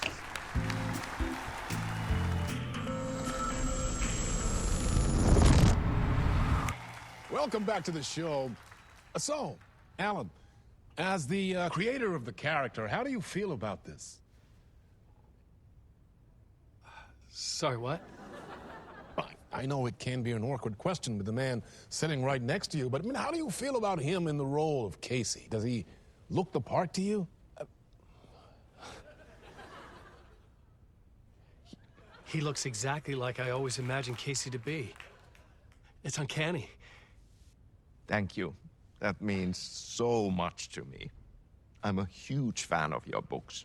So, what's the problem, Alan? Because on more than one occasion, you voiced your reservations about the adaptations. It's not that. They're their own thing. They've gone with choices that are different from mine. I feel protective about my stories, and these adaptations... I don't know. I guess I just wish I could have been more involved in making them. Well, in that case, you won't have seen this either. We have a clip from the new film, Murder Case Casey. Should we roll it, or do you want to say something first, Sam? Nah, just roll it.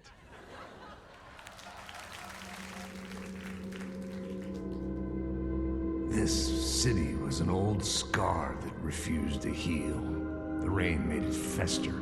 It needed the sun, but there was only the night. I was tired. Insomnia covered me like a plastic film. I was watching the world through a rain-slick window, my own reflection haunting the view. I was trying to track down a missing writer. My only clue was a table lamp, shaped like an angel. The only thing to shed light on this sordid mystery.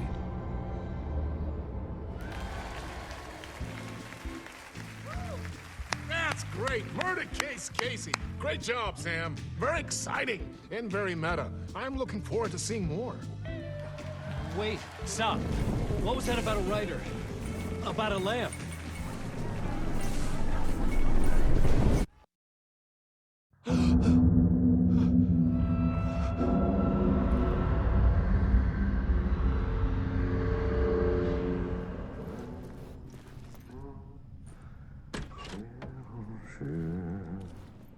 Ah, Lorraine! There you are, Tom.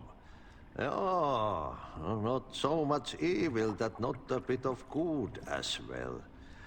Not one without the other. Good to see you. Hey, I can't seem to find my way out of here. Can you point me to the exit? No totta helvetissä. Of course, Tom. The work will instruct its maker. I was gonna get something from the basement for you, but you can get it yourself now.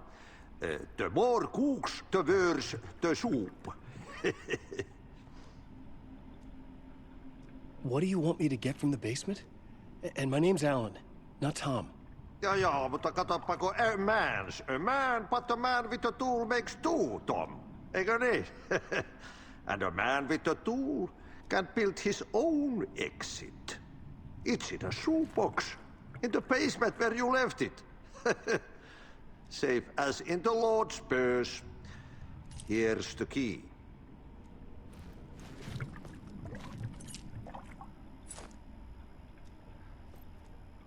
Have we met before? Are you trapped in the dark place too? You remember Ahti, the janitor. You can't be lost if you don't worry about where you are headed. So don't worry, Tom. The sun will shine even into a heap of twigs. Just remember to turn on the lights. It won't take long when you get to work. I've been trying to find a way to escape the dark place. Any suggestions?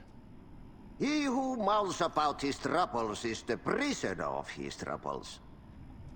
It's not easy to get out. But don't you worry, Tom. The home is still there where the heart is. I often think about it when I mop the floor and look into the puddle. Water is the memory of the world. Water finds its way. The janitor was a bit out there, but still a friendly face. I had to trust the basement would get me out of here.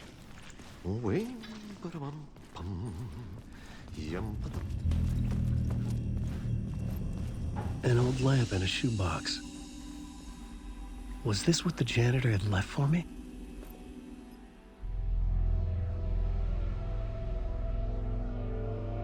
The lamp felt significant. A tool for bringing light to the darkness.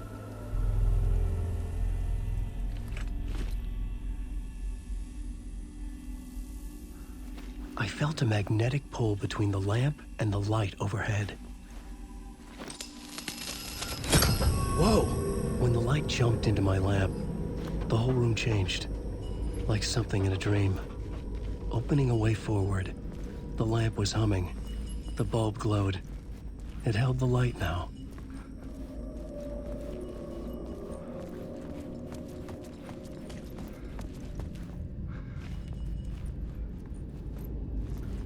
I felt another surge from the lamp. I could use it again. The glow in the lamp went out, shifting the light in the room. The light carved out something new from the darkness.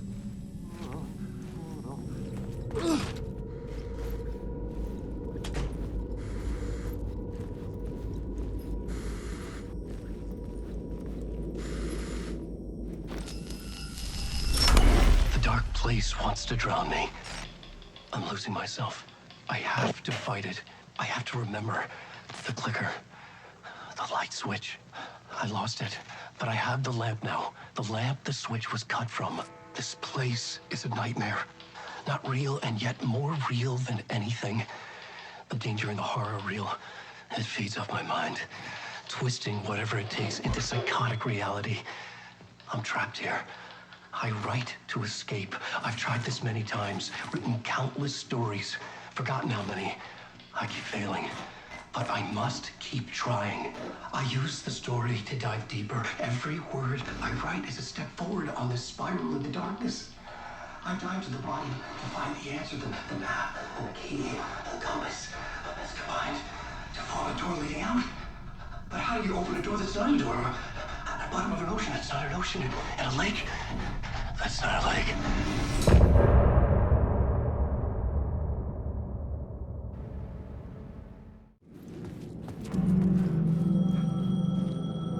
The payphone was ringing. Somehow I knew the call was for me.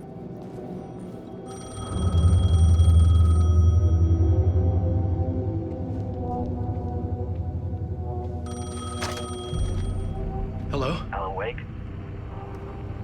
Yes. Do you know who I am? No? Who is this? We'll get to that later. There are spies all over. Shadows. A sense of deja vu washed over me.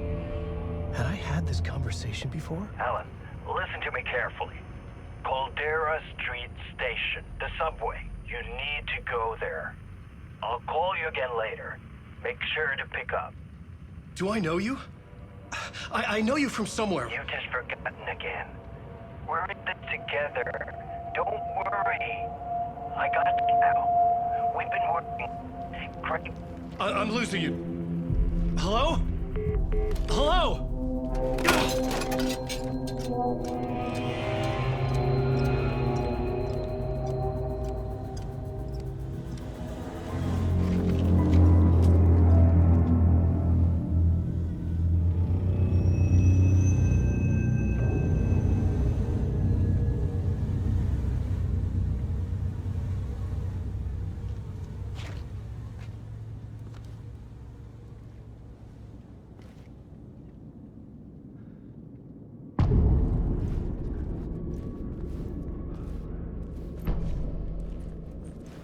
The man had said Caldera Street Station.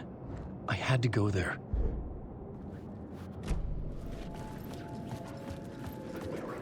The Caldera Street Station sign was there, but the entrance was missing. I had to make it appear.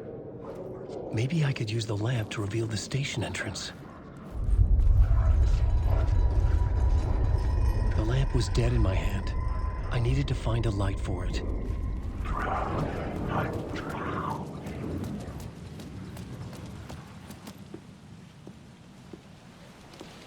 Is this the way it was on the page? What the hell? Oh, hey. We met at Door's show. Alan Wake, the writer. I'm Alex Casey, looking into a murder. Come on, what is this? There's a piece of evidence, a manuscript of a novel. You wouldn't know anything about it? A manuscript? What manuscript? I need to see it. Rumor had it the manuscript contained the details of the murders. A murder cult was following the story to commit their gruesome acts. Was Wake their leader? Had he written it? How far would he go to create a perfect work of art? Or would he be the next victim?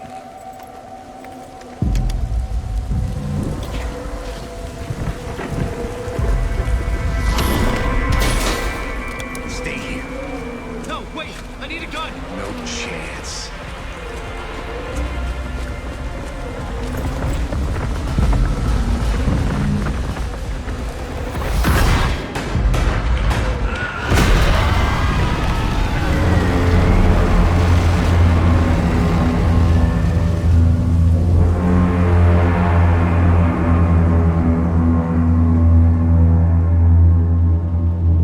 Casey! Damn it. I remember dying in this alley in a dream I had. He was just gonna keep killing me here, loop by loop. You're not gonna get what you want. You think you know. You know shit. You don't really want to know. You're gonna get what's coming to you.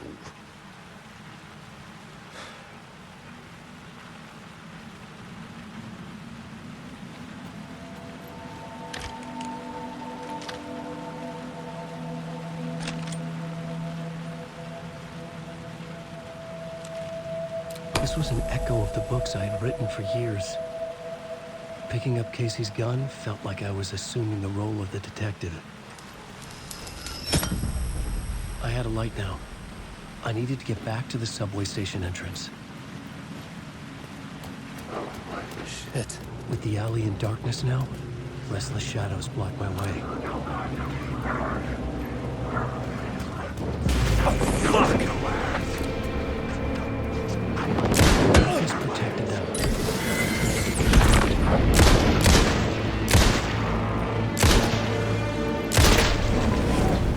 The shadows faded out. Until they didn't. They were trying to stop me. With the gun and flashlight, I could fight back. I could use the light to open the subway entrance now. I needed to find another light to go deeper inside.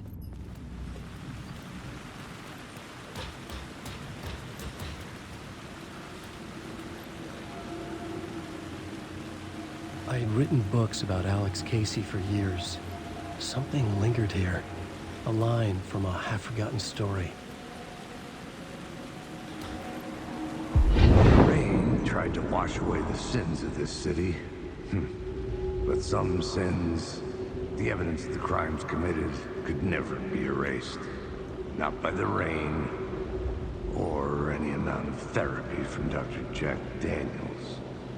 It remained bruises under my skin, like tattoos. Bruises in my soul. Scar tissue on my heart. The rain never stopped falling. And I never stopped drinking.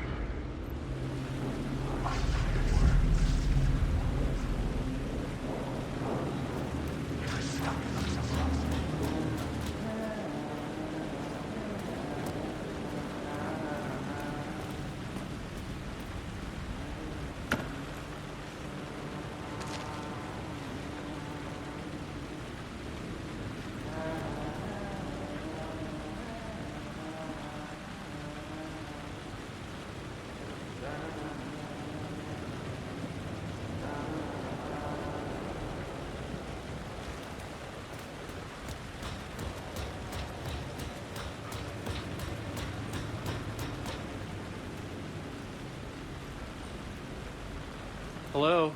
Oh. Hey, Alan. You snuck up on me. Sorry. Have we met? Memory problems again, huh? Yeah, we've met. Tim Breaker. We've shared notes. Hey, I've made some progress on the map if you want to take a look. Still haven't found my mystery man, though.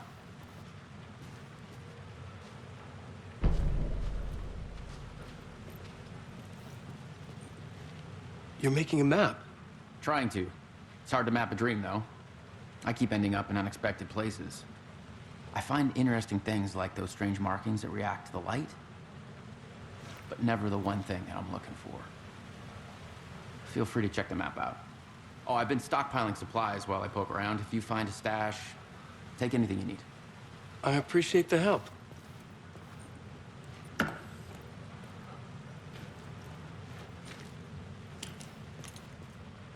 Who's this mystery man? Oh, it wouldn't be much of a mystery if I knew. All I have is a name. Warland Dorr. The talk show host? No. No, that doesn't sound like him. The guy has many disguises, but a talk show host? No. I'll keep looking.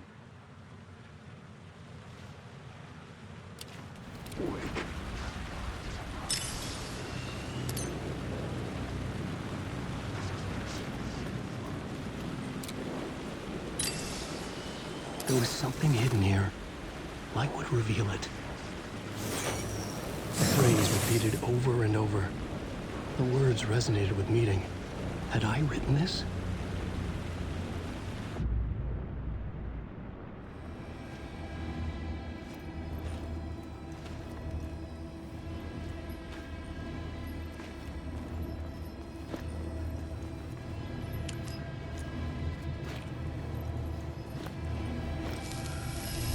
The gates to the platform were closed. I had a ticket.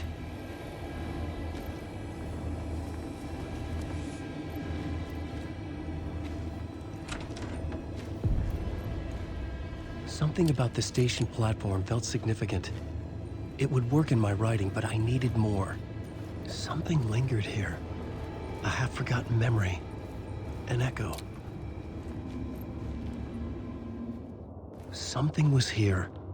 A vision about to reveal itself. I needed to look at it from the right angle. An FBI agent had come here before me on the trail of a murder cult. He'd gone missing, presumed dead. The cult was leaving me clues to follow, connecting the dots from one murder to the next, inviting me to draw an obscene picture on the city map. Caldera Street Station. The name made me think of the exit wound of a bullet. I had a flash of inspiration. The ghost of my fictional detective. A story thread I could use in my... I had a location. I had a story thread. I would put them together, write them into my story to create a path deeper into the dark place.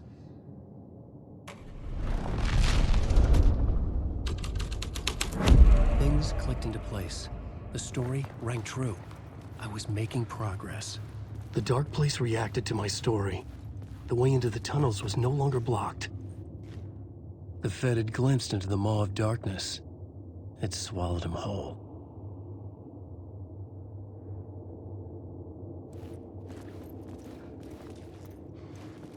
The tracks led into the tunnel. That was my way forward.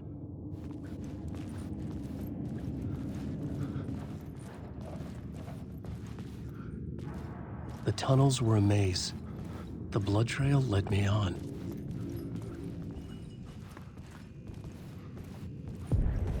Another place to use in this story. I needed to search the tunnels for further visions. Inspiration for the story that would lead me deeper. I had a new scene to use, a new setting. I changed the story, and with that, the dark place changed. The blood trail disappeared under the rubble. I had a feeling something was waiting there.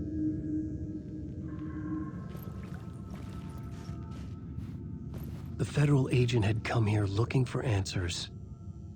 All he found was a fate worse than death.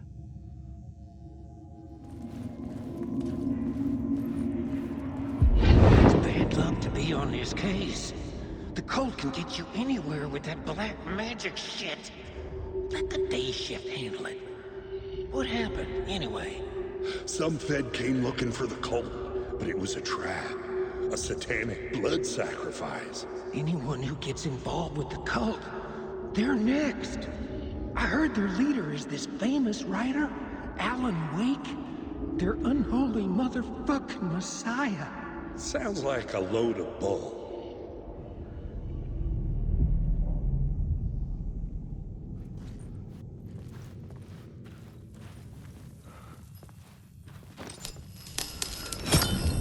Another echo lingered here.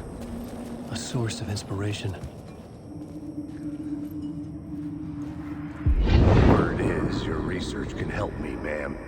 What do you know? There's more than one urban legend about the Cult of the Word. The murder cult used these tunnels for their ritual sacrifices. They say the cult reenacted the murders in Alan Wake's crime books. That Wake was even involved somehow, under a false identity. Mr. Scratch, which is, of course, a nickname for the devil himself. It was disturbing finding myself in the story this way. But I was desperate, and it felt right for the story. You like my story? Alan Wake. I just want to go home. Alan Wake.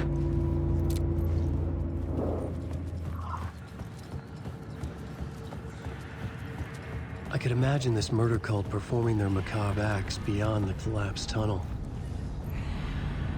The cultists laid the Casey novel onto the altar with reverence. Their twisted Bible.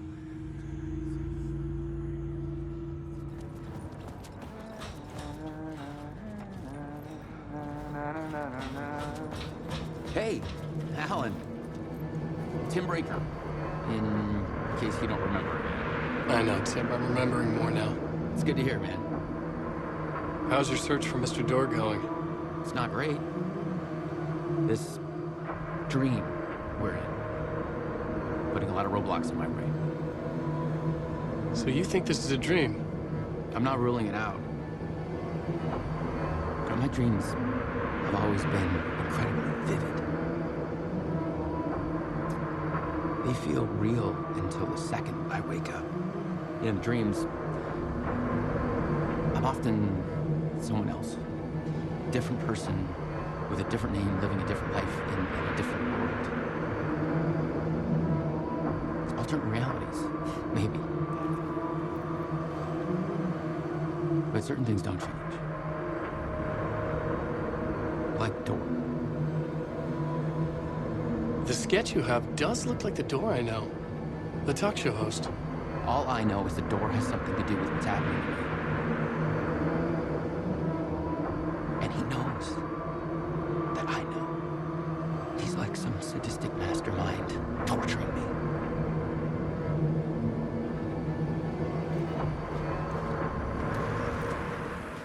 The memory is fading like a dream. I must hold on to it. I remember an awful beacon in the darkness, the scene of a ritualistic murder site in the subway tunnels. Is it a previous draft of my writing? Must be. I've been trying to shape the dark place around me, but so much fades away. Even my memory of the process washed away by dark waves. But some things remain. The darkest, nastiest elements, like the murder site. It's my goal, a stepping stone to travel deeper to escape. Write a narrative that takes me there. Casey will lead me to it.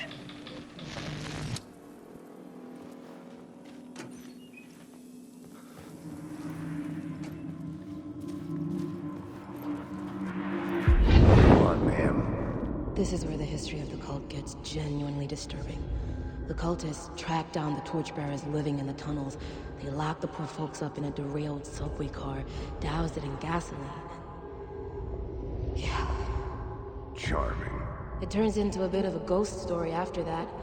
They say the dark smoke from the fire still roams the tunnels searching for new victims to devour. There are no happy endings in this city. The story thread felt important. I could use it in one of the scenes I'd found.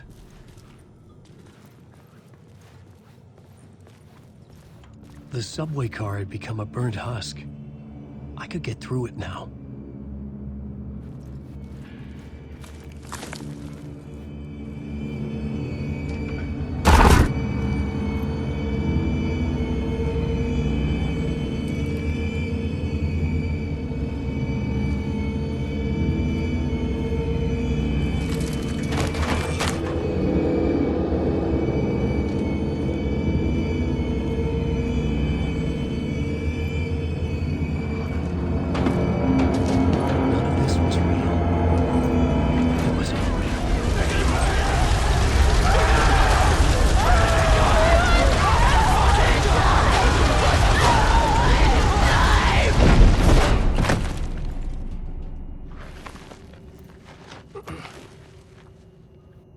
Fuck me.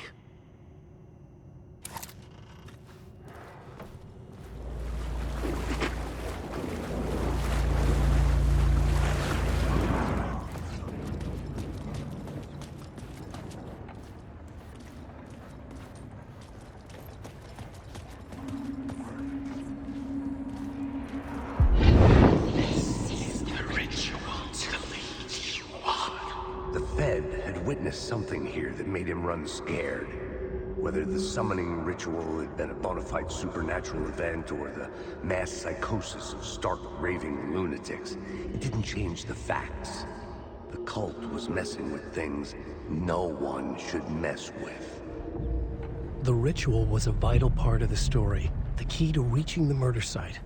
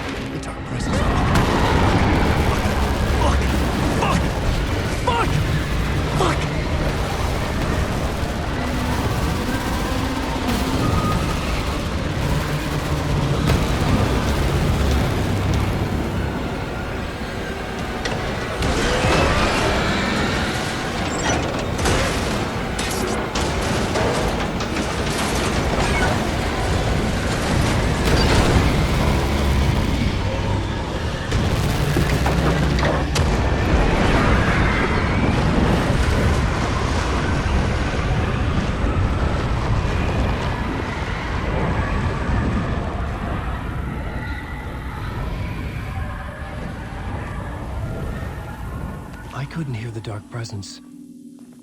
It was gone.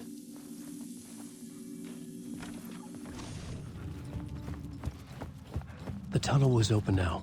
I could get through.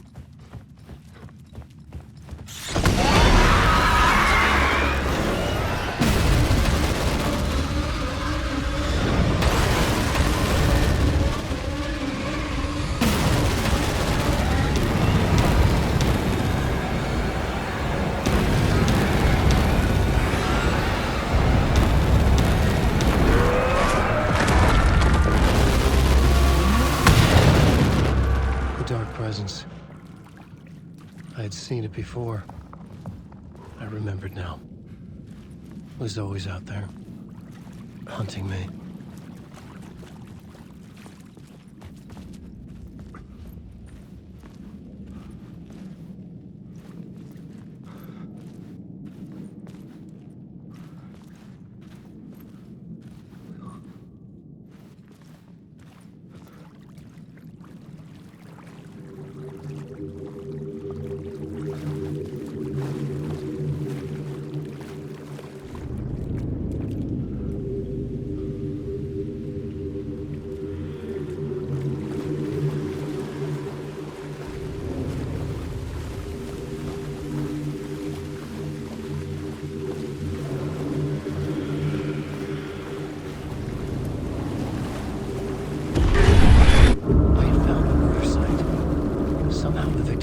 Was the key.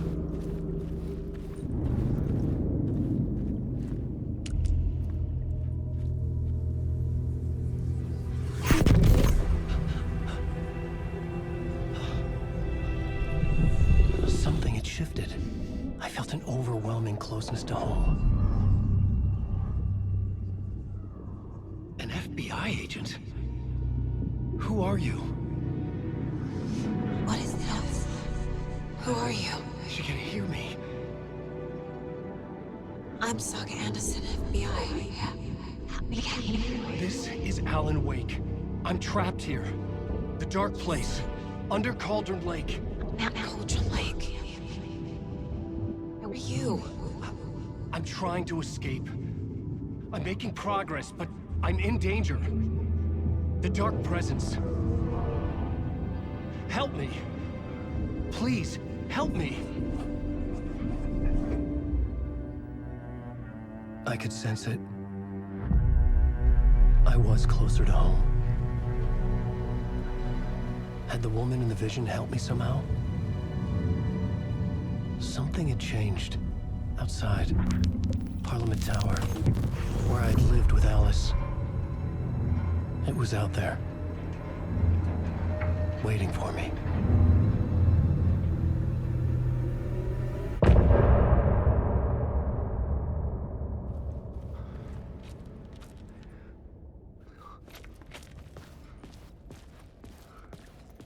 Who was writing who?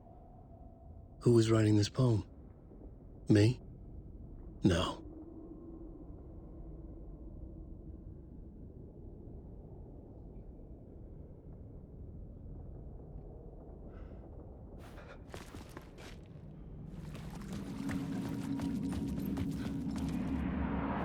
Stepping to the murder site, I'd felt it, hanging in the air.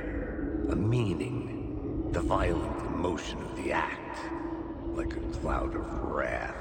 The dead eyes of the victim staring at something you couldn't see, and yet making you aware of it. Something that soaked into this place on a molecular level, overlapping with your meaningless existence. Regression to something you had managed to forget.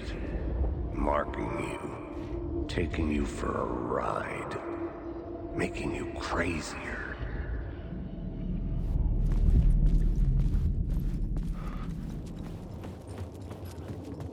The station had changed.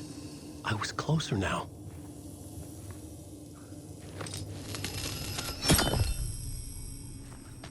I'm a writer. I write. Writing is the key. Art is the key to find my way out of the dark place. I can't forget this. I'm a writer. I write. Writing is the key. Art is the key to find my way out of the dark place. I can't forget this. Don't you fucking forget this. I'm in the dark place. I'm outside time and space. Outside reality. But this is real. A nightmare dimension. An ocean of darkness.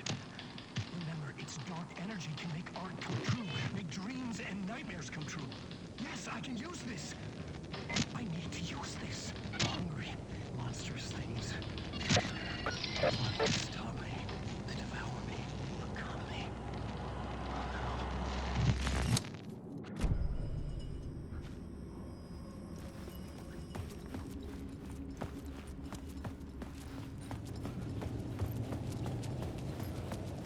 Parliament Tower. Our home in New York. Was I really this close to being home? Going up to our apartment? Would I be home? Or was this just an echo of the real thing? Even then, the murder site had brought me one step closer to escape. Time loses meaning here. How long have I been trying to escape? Long enough for Alice to think I'm dead.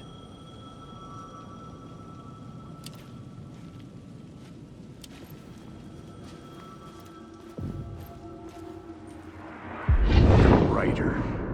Maybe he was a victim. The cult, using his words. Or maybe he was the monster behind it all. Either way, Alice Wake, his ex, she knew things. It was there in her art for all to see. A cry for help. The darkness she'd witnessed. And that put her in danger. Was Alice here? In the story?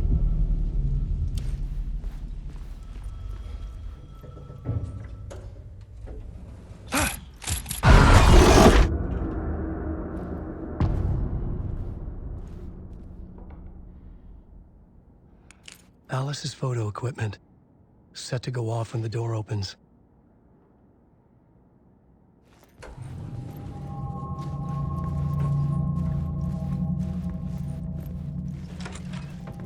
Get out! Leave me alone! Alice! Alice!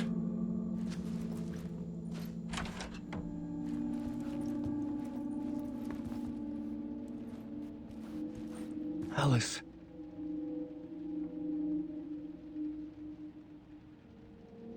This is a photo of Scratch.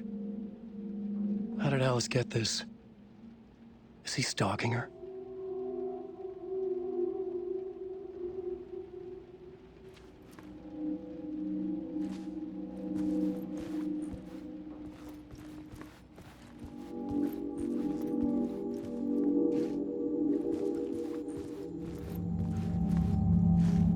This is the door to my study, where I wrote my books. This symbol wasn't here before.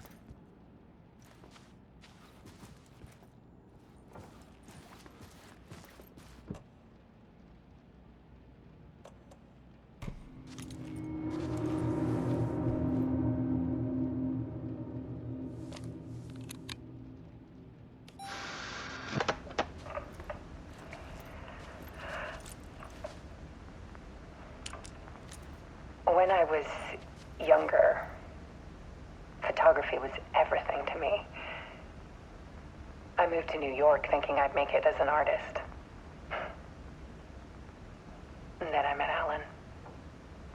We had a good thing. We were both dedicated by our creative ambitions. The only difference was that Alan's work made money. He brought me work when he could. I took his promo shots, created covers for his books. I'm sure he forced his publisher into it. I was taking photos, just not my photos.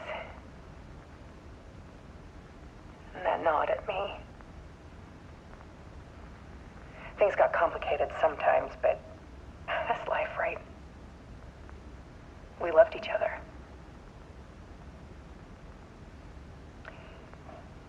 Then Alan hit a block. I brought out a meaner side of him. One I didn't like. I set up a trip to see a doctor in Washington. I didn't tell him until we got there. We argued. Things went wrong. And he was just gone. Drowned, allegedly. It's easy for people to think it was my fault. Hell, I do, too, sometimes.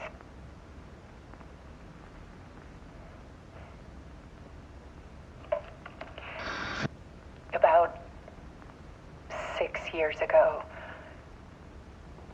I started hearing noises in the night. Typewriter keys clacking. Voices. Alan was back. Haunting me.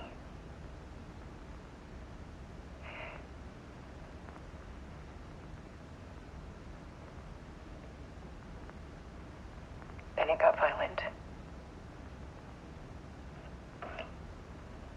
It was Alan. And yet, it was a monster.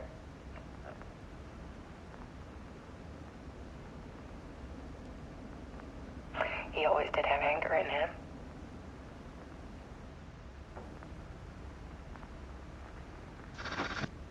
I set up cameras around the apartment with motion sensors and flashes.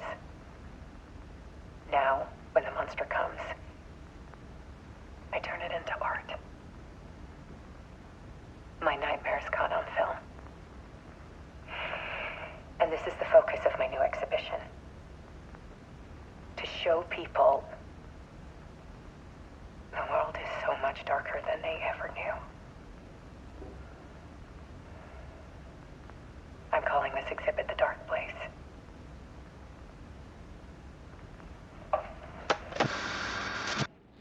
Alice. Scratch was terrorizing her. Why?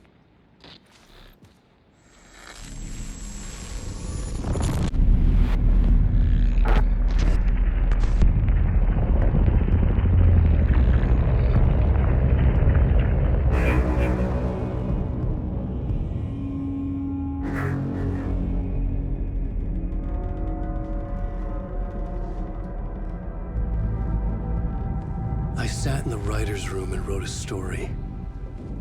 Initiation.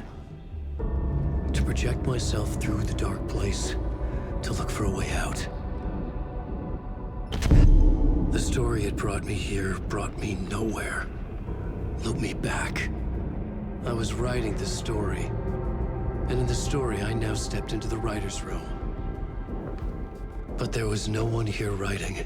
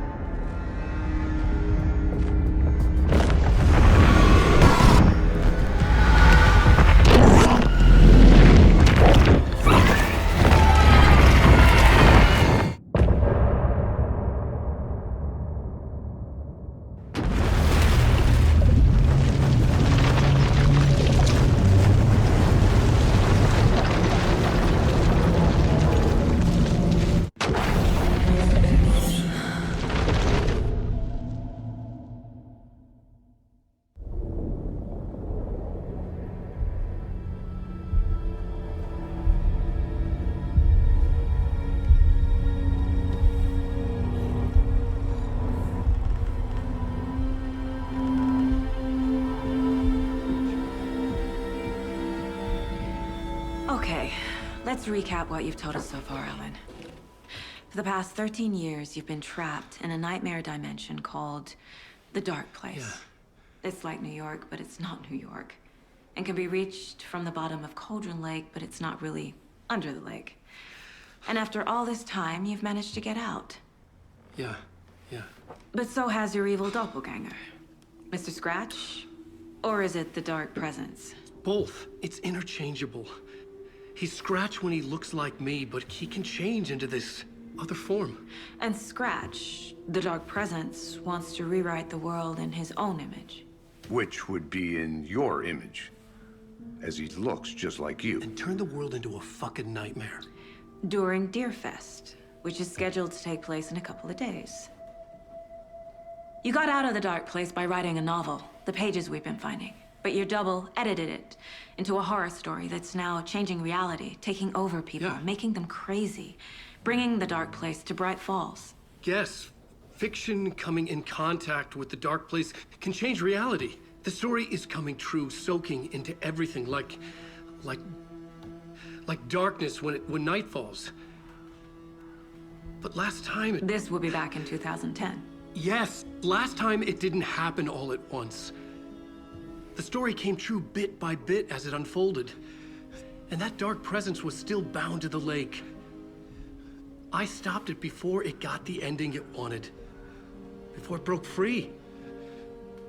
Based on that, there's still time. Which brings us to your magical light switch. The clicker. Magical doesn't quite cover it. Scratch wants it to bring about his ending. That can't happen. If I can get the clicker, I can send him back to the Dark Place, make all this shit go away.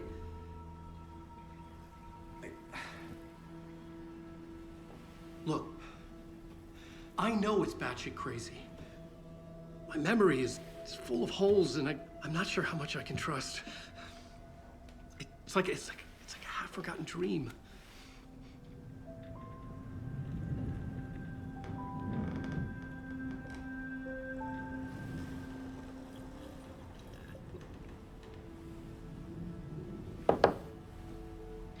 Mr. Wake, Alan, we've seen our share of batshit crazy in the past 24 hours.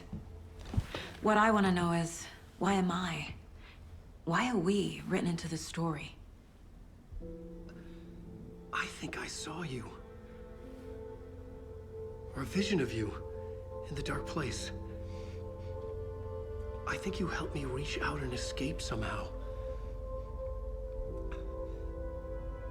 With that in the story, Scratch would have edited it to get to you. To hurt you. We are all in danger.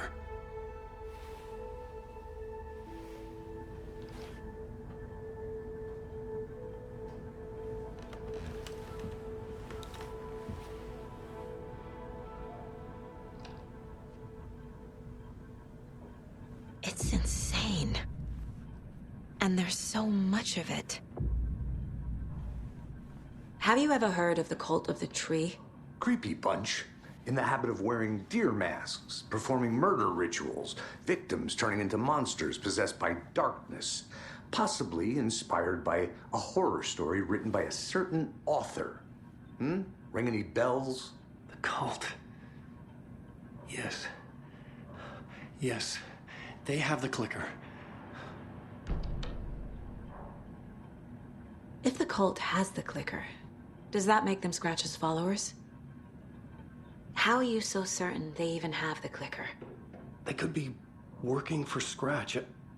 I don't remember. It's all confused. Alan, if I'm gonna act on this information, you need to be honest with me. Yeah, of course.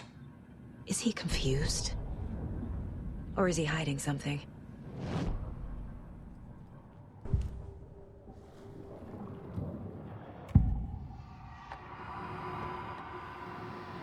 Wake said the cult has the clicker. How does he know? The writer is the reader. The next chapter, the next chapter, the next chapter. Keep the pages safe, the dark shining of the words. Wake is hiding pages. That's how he knows the cult has the clicker.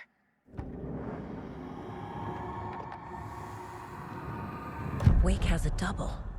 Mr. Scratch. Where is he now? A cloud of wrath wears my face. The dark place in your place. Scratching out my body of work. Scratch is here. In Washington. He's hunting Wake.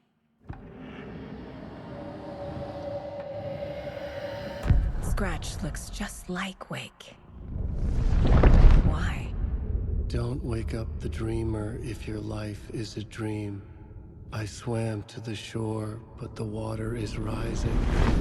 Wake and Scratch are clearly connected.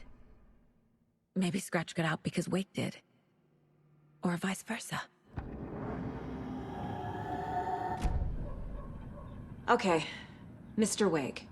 I know you have more pages of the manuscript on you. You don't understand how vital these pages are.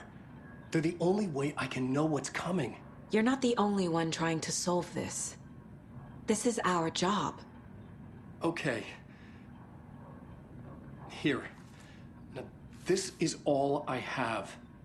Be careful with them.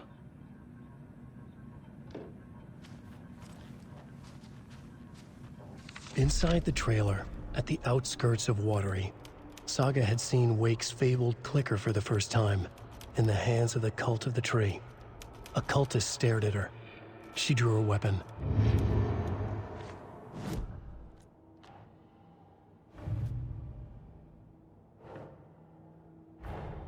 Wake just gave us a lot of information. But this clicker seems like a good place to start. If we find that, then we find the cult.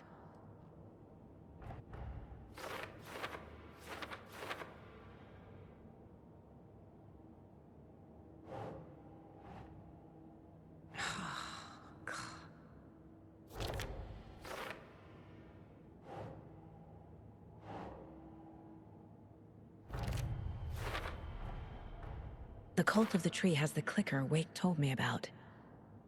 They're a part of all this. It's all on the page. The clicker, the cult. Okay, I'll head to Watery and find this trailer. Casey, you stay here and keep an eye on Mr. Wake. Got it. No, you need me there. No dice, pal. This is an FBI investigation, and I don't see a badge on that flannel. You wrote these pages in the dark place. So why are we finding them here? I think I wrote them. I remember writing an endless amount of pages. When this happened before, the pages were being sent from the dark place to help me. Maybe the same thing is happening here. That's all for now, Mr. Wake. Thank you for your cooperation. I'm the only one who understands the forces behind this. I can help you. No, that's not how this works. You're a civilian, and we don't do ride-alongs. And the Scratch is after you, and so is the cult. We don't know who we can trust. Damn it, you're making a mistake. Be sure to add that to the list.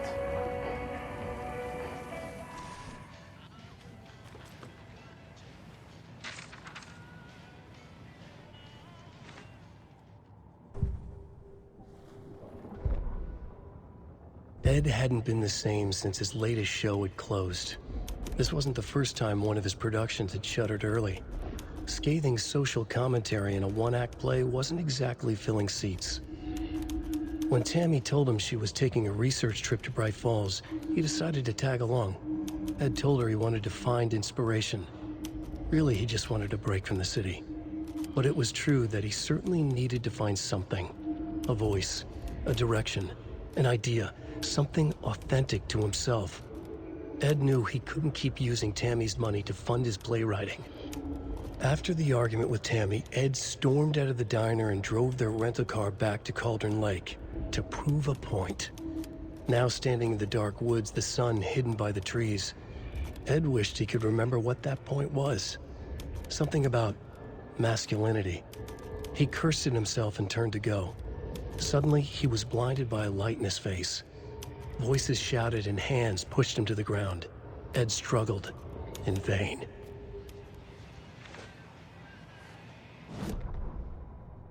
Tammy tapped her pen on her notebook. Alan Wake had ridden this same ferry into town when he arrived. This was his entry into Bright Falls. His first steps across the threshold. She wrote that down. She always found it helpful to walk in the victim's shoes, do what they did, see what they saw. It added great color to the book. Tammy felt raindrops on her face. God, again? She pulled up her hood. The rain just kept coming. She missed New York. So far, this hadn't been the simple research trip she pictured.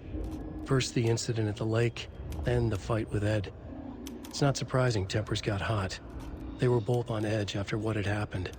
Tammy had said some things she regretted. She looked out over the harbor. A chill passed through her. She hoped Ed wouldn't do anything stupid.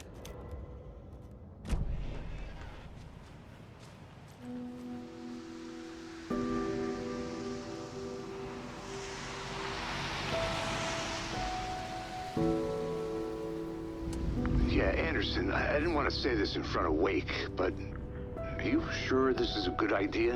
Going on your own? Assuming we believe the page, I need to check this out. We need to find the cult. Anyone we meet here could be a member. And this Scratch guy. The evil doppelganger? Must be true, or else this guy can't write for shit. The quality of his writing aside, if this page turns out to be true like the rest have, this could be a breakthrough.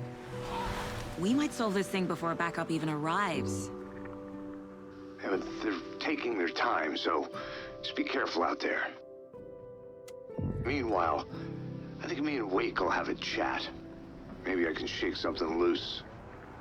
Okay. But remember what happened with the salt shaker? Yeah, real funny.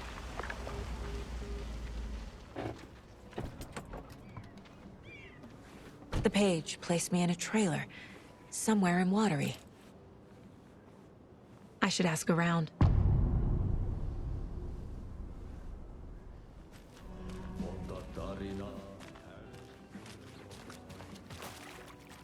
Hello. Do you have a second? Ah, long time and no see, Miss Anderson. Thor and Odin are not here. They are old tricksters always sneaking off. Sorry, no, I wanted to ask you about something else. Can you point me to any trailers around here? Sure. Watery Lighthouse Trailer Park. Ilmo Koskela owns it. Owns many things in town. And where is Ilmo? I saw Ilmo and his brother at the bridge. Well, what used to be the bridge. Do you live around here? I live in Bright Falls. You've seen me around. I am Mr. Blum. You call me Vladimir. I work at a nursing home. I take care of your old people. We are on day trip, music, sauna, the good times. I bring them here in the bus. The elderly are very important. And it's a very nice bus. Thanks.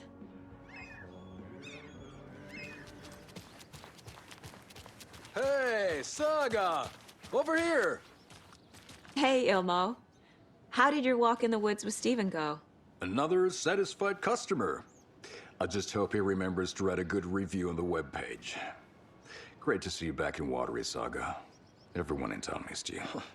Super nice to see you again, Saga. They act like they've known me for years. This keeps happening. Are you familiar with the cult of the tree? Yeah, we always thought it was an urban legend. Kids drawing creepy symbols to scare each other, but, now it's gotten pretty damn real, huh? It's terrible what happened. We're all in shock. Well, we're looking into it. Hoping to get things back to normal soon. We're all for that. As normal as it ever gets around here. You own the trailer park, right? Mind if I take a look inside? Yeah, I'm pretty sure the owner of the Watery Lighthouse Trailer Park, me, can help you with that. It's good to have our funniest resident back. Resident? I don't understand what you mean. If this is your way of getting out of any outstanding bills, don't worry. They've been handled. Must be hard coming back to where you and your little girl lived. It's like they remember a different reality. Is the horror story messing with their memories? So what is Coffee World? You mean you haven't seen our commercial for it? Coffee World is a smooth blend of rides, food, and fun. We even had a real moose. Until recently. Plus, right next to Coffee World is the workshop of our own Kalevala Knights Motorcycle Club. We're busy building the floats for Deerfest. Don't go peeking, though. You know, we're saving the big reveal for Deerfest. So... your commercials? They're more than commercials, Saga. Our goal is to both entertain and educate local viewers about the fine products and services we provide. And, Yako here really comes alive in front of the camera. Really. Fuck off. I'm just there for the free beer. Not sure what Ilmo's excuse is. Hey, I'm writer, producer, co-lead, director. Do yourself a favor and, check them all out. Have I profiled every subject?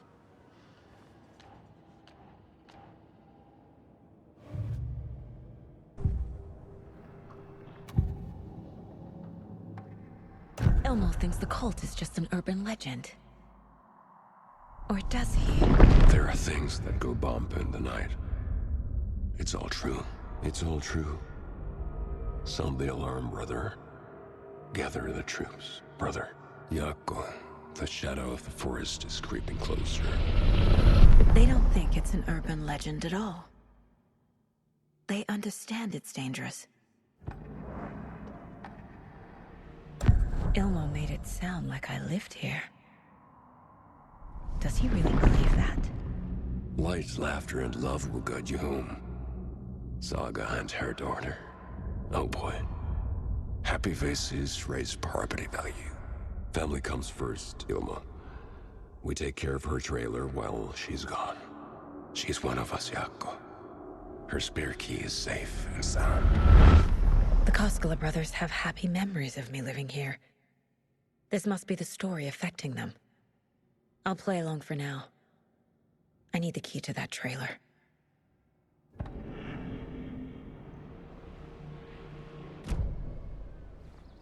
All joking aside, yes, I would like to see my trailer. Do you have a spare set of keys? Good for you. Yeah, I have a spare set. They're just over at Coffee World. I'd get them for you, but Yaku and I have to head to Bright Falls. The spare keys are in the gift shop safe. I'll call ahead and have someone get them out for you. Oh, the road's flooded, but if you just follow this trail behind me, it'll lead you there. Call the gift shop so they can give Saga a hand. Yep.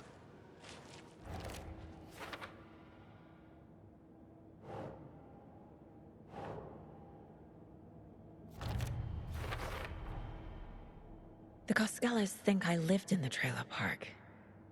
With Logan. The story really is changing people's memories. Why aren't mine affected? The spare key is at Coffee World. First the witches at the diner. Now the Coskellas. They all think Logan and I used to live here. Wake said the horror story would make people crazy. Like they're being brainwashed to believe the story. Is it spreading?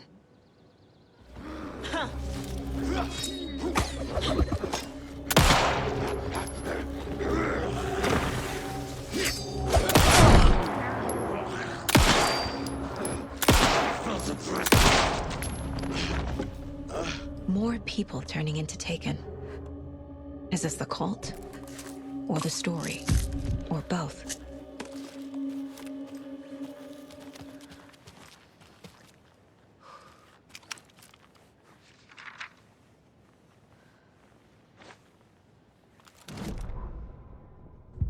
What had kept Watery afloat all these years? A century, if not more. The locals knew the answer. Grit. Or as they put it in the language of their Finnish forefathers, sisu. These days, sisu was needed more than ever. The town was fading. It never quite recovered from the lumber mill shutting its doors. Now the fishing was drying up as well. Most people had left to find jobs in other towns. Only the most tenacious stubbornly remained. Dug in.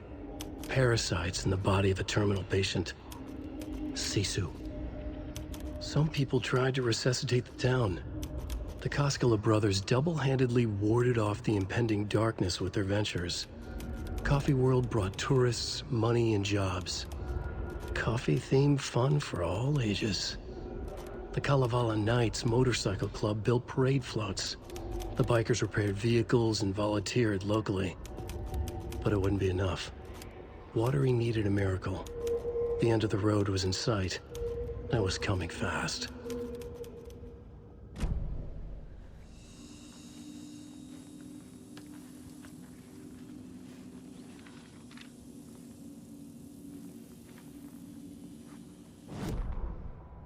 Saga was beginning to see why Casey disliked the woods so much. They felt oppressive here. Too many places to hide. The distorted carnival music drifting from the amusement park ahead did not help. What the Koskelas had said about her living in Watery with Logan unsettled her. For the horror story to involve her was one thing, but involving her daughter was crossing a line.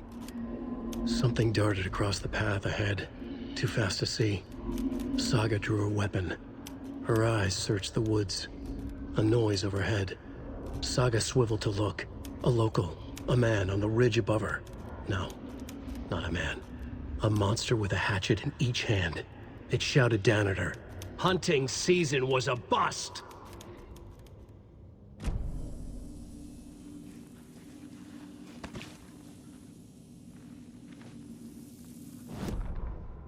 Scratch stalked through the forest. A terrifying dark presence in the night, more sensed than seen. Darkness boiled in his skull, like a storm cloud crammed into a bottle. The woods were alive with those he had taken. They were coming with him, directed by him. His army of darkness. His singular purpose was a sharp, pulsing black hole in his head, waves roaring out of it to whip his flock into a frenzy, filling them with his purpose. The clicker. He wanted it, to make his horrific ending to the story come true. The art was there. The clicker would push it across the final threshold, a detonator to send out a tidal wave that would spread to overtake reality. He was so close to claiming it. The Taken gibbered and shouted, straining against their invisible leashes, filled with bloodlust. Scratch let them go. They launched themselves into the night with violent glee. He ripped a signpost from the ground, swung it in his hands as if it was made of air. Ahead, the music started. It called him. It called him on. Let the final Deerfest commence.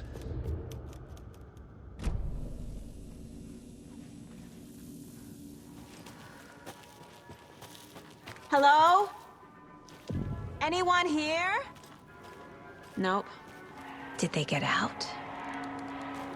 Did the Taken get them? Or were they turned into Taken? I'll need to get the key to the trailer park myself. Ilmo said the key is kept in the gift shop's safe. Now where is that safe?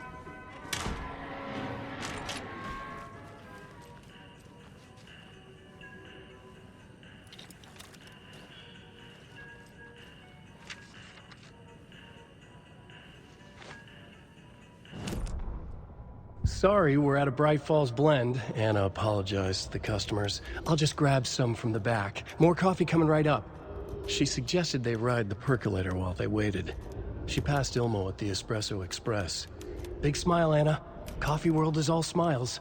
Anna nodded, smiled. She smiled until her face hurt. Anna stopped walking, realized she was standing next to the Huatari well. Must have zoned out, she thought. She was about to go, but something in the well caught her eye. A shadow shifting in the dark. Anna was overcome by vertigo. The world tilted, and then she was falling down, down, down into the shaft. The darkness opened up to swallow her.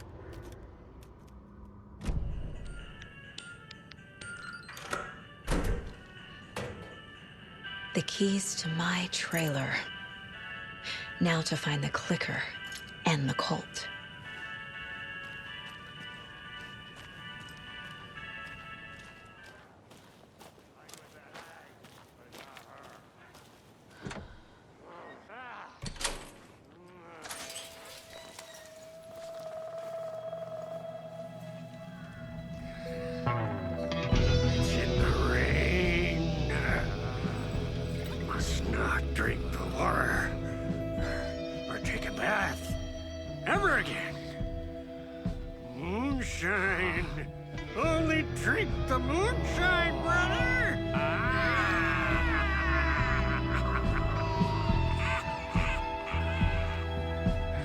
Don't look like cultists.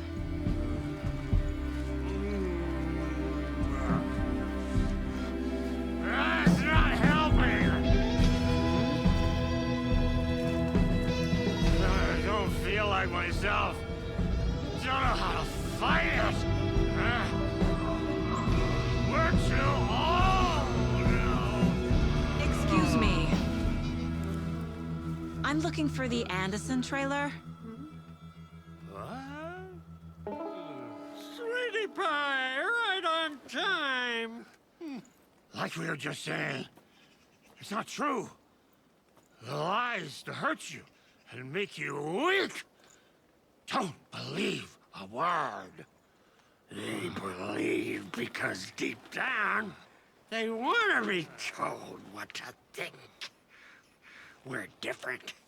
Rebels!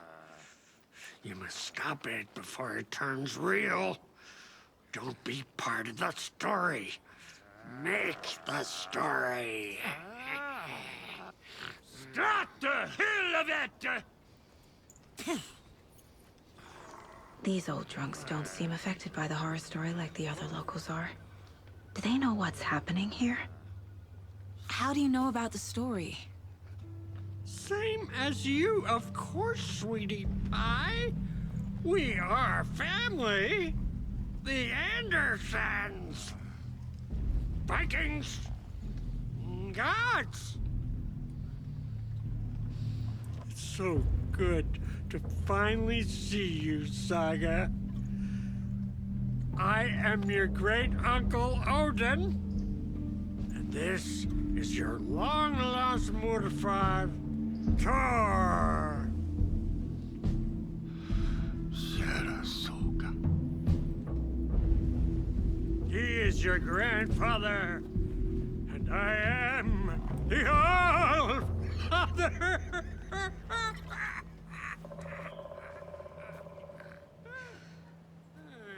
Just as crazy as everyone else. Just as caught in it. I need to stay focused. I need to check out the trailer. I need to open the safe. What's the combination? People hate the puzzles, Zulmo.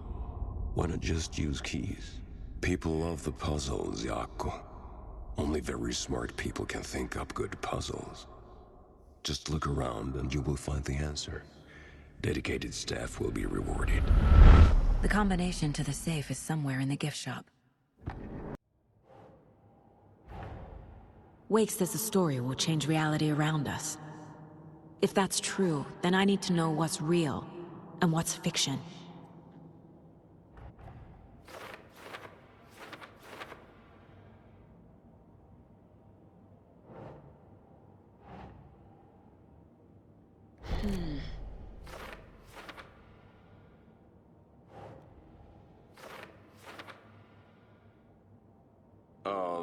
Yeah, I'm pretty sure the owner of the Watery Lighthouse Trailer Park, me, can help you with that. It's good to have our funniest resident back. Everything here reminds me of Logan. This could be her room. This is getting too real. Too personal.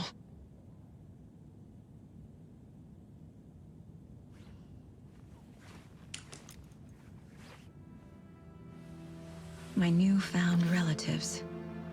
Cozy with the cult of the tree. And that's the clicker. In the hands of the cult, just like the page promised. Carnival Knights. That's the motorcycle club the Koskela brothers are in. I'll take Odin and Tor up on their offer and visit their nursing home. Right after I find this biker workshop.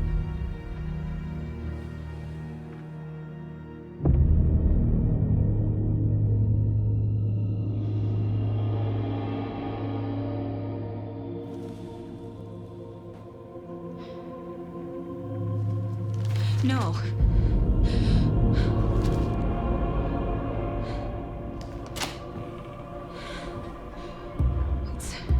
It's not true. It's just a fucking story. It's not true. Logan's back home. She's fine.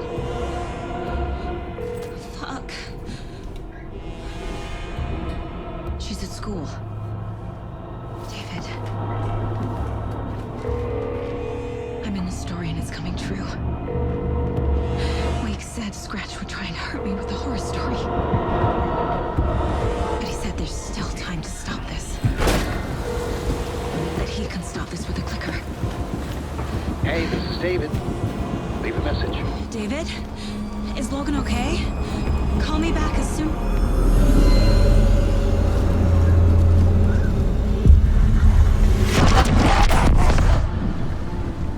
Mulligan? What the fuck? Hey! Stay where you are.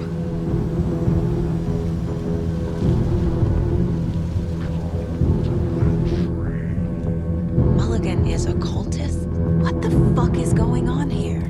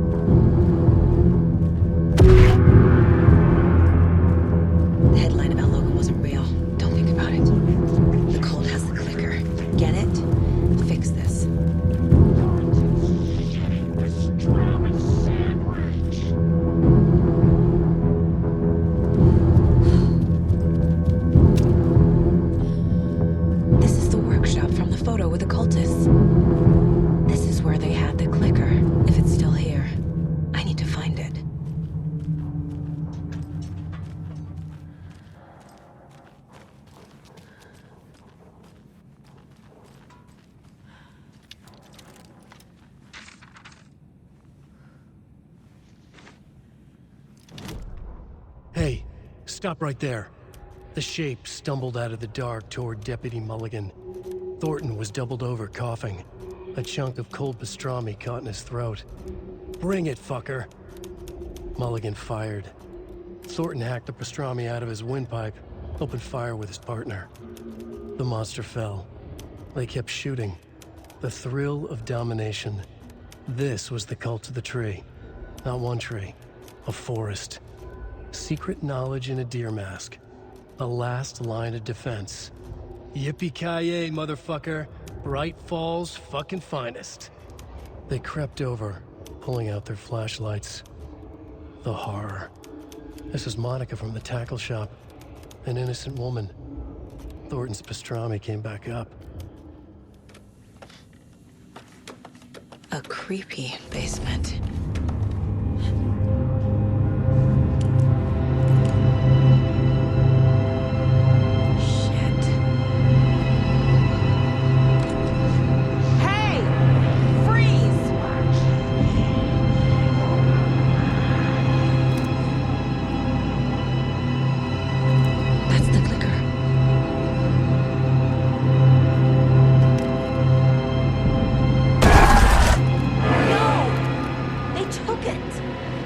They're playing with me.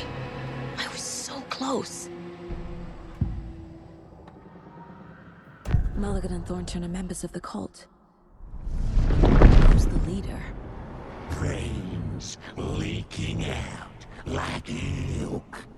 The thrill of domination. Not one tree. A forest. The word. A secret like this doesn't die. There is more than one leader. They took the clicker into the overlap. How do I get it back?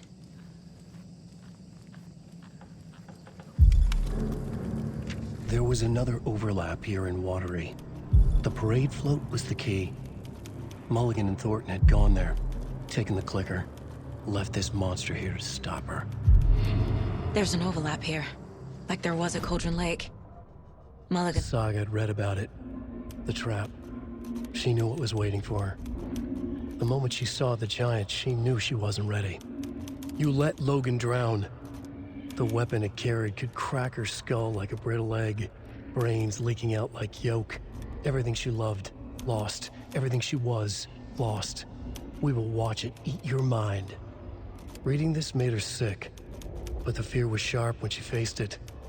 There was another overlap here in Watery. The parade float was the key.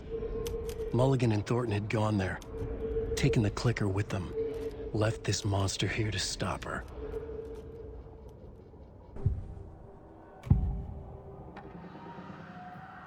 Mulligan and Thornton were fine earlier. How did this happen? A terrible mistake. Shadows crept over Mulligan and Thornton. Shadows on their faces, filling the shape of them. Bright Falls' fucking finest. Shitty pastrami sandwich. Mulligan and Thornton became like Nightingale.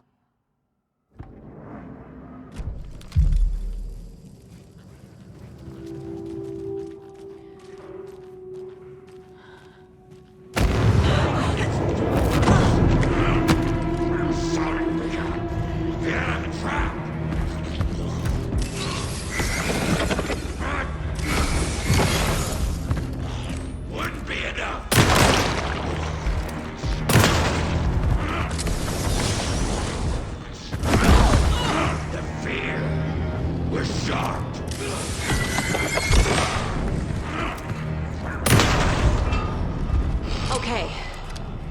Now where's that parade float?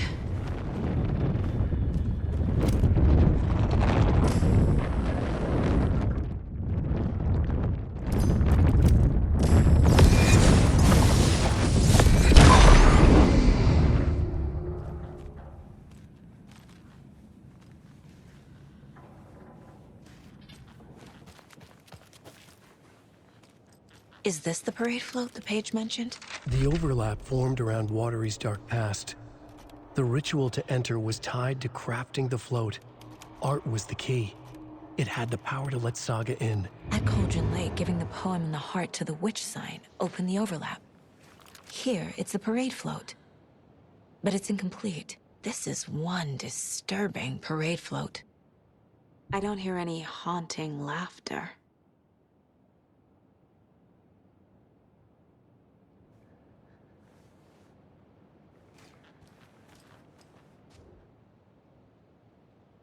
Not sure what Puko means, but it looks like the knife is missing.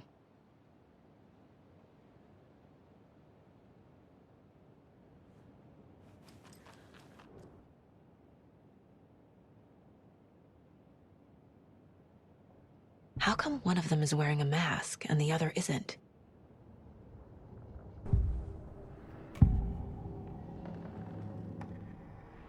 The materials listed for the parade float mention a mask. Where is it? Poor Mocha Moose. He never failed to amuse me. Now we know, Ilmo, there is such a thing as too much coffee. Mocha will live on in a place of honor. He lost his head. Mulligan and Thornton had one job. Mulligan and Thornton must know where the Moose Skull mask is.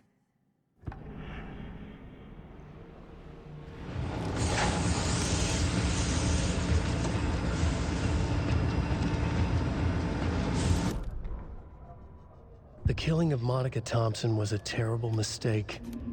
Thornton blamed Mulligan's itchy trigger finger. Mulligan blamed Thornton's shitty pastrami sandwich. They only agreed it wasn't their fault. No one will find her corpse. We'll hide it. They fed the body to the maw of a crumbling well, like the murderous Huatari brothers did long ago. They lied to everyone. The word would never get out. But a secret like this doesn't die. It grew inside them, like cancer. The darkness taking over, filling the shape of them. The mask is missing. Where is it? The dead brought back to life. The crown of the Grand Master. Moose steak is never a mistake. Just get it fucking done. They know where it is. I know they know. Where is the mask? We didn't bleach it. We'll powder him. The maw of the crumbling well. Show the bitch who's boss.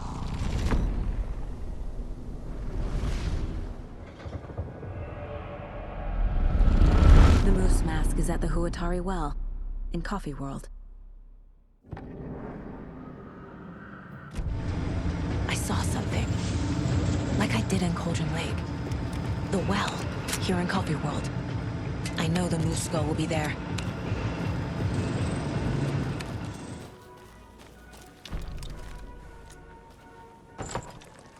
Now I need to bring the mask to the float.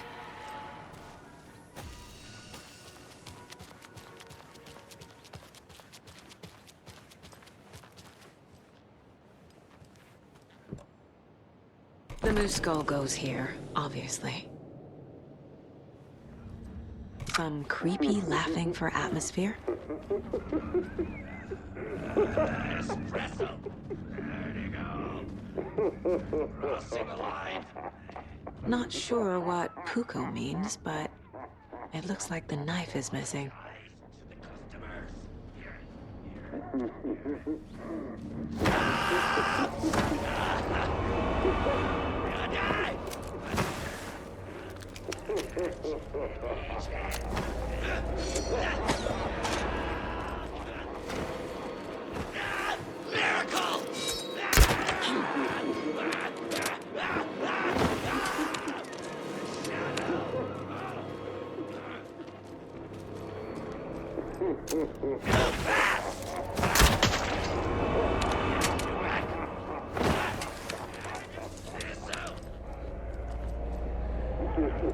There's your knife.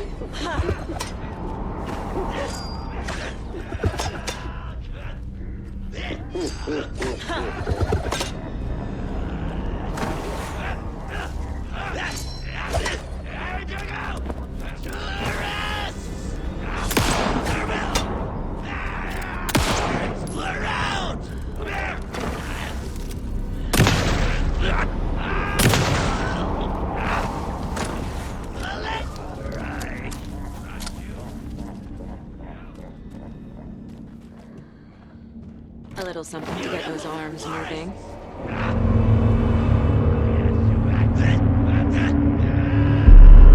Okay, Saga. Let's get the clicker from these assholes.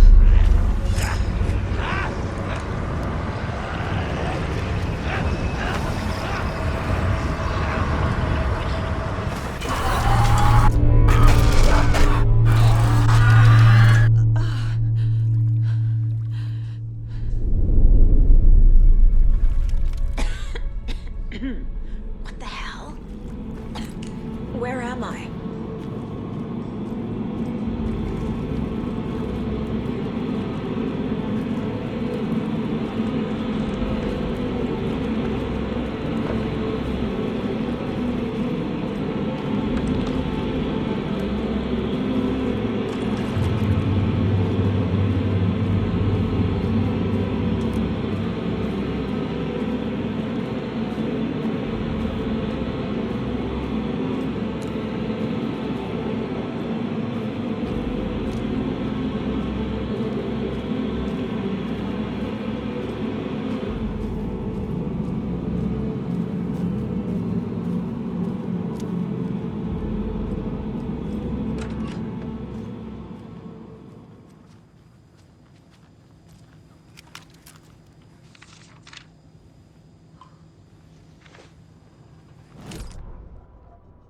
Mulligan and Thornton in the wreckage of the morgue, shadows on their faces.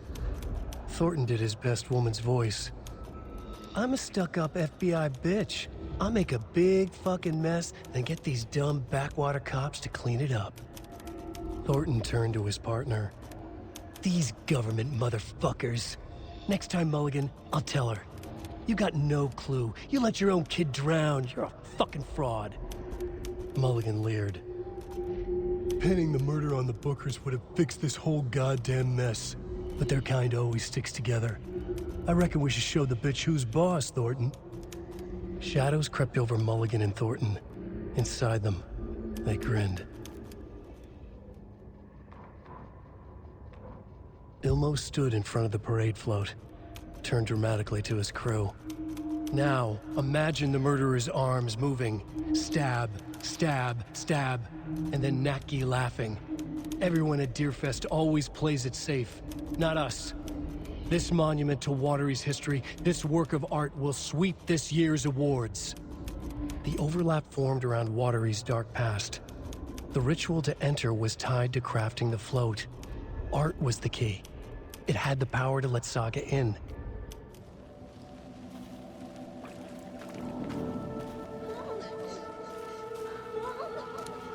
It's cold. I'm tired. Logan? Logan! I'm here!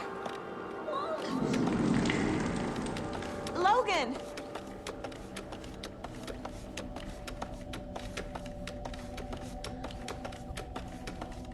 The story is trying to take Logan. I can still stop this. I need the clicker.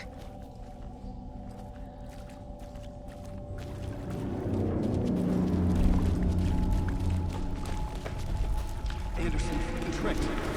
He has it now. Wake? I saw him this way in the other overlap.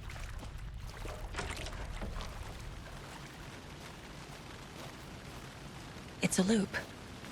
Just like before.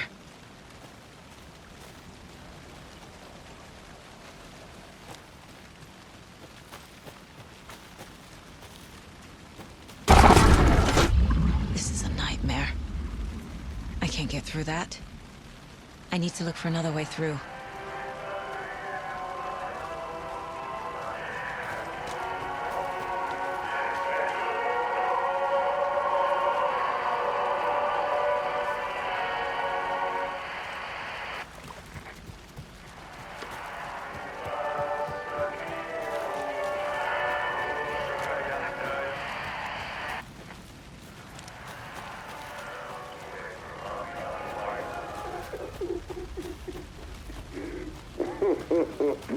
Okay.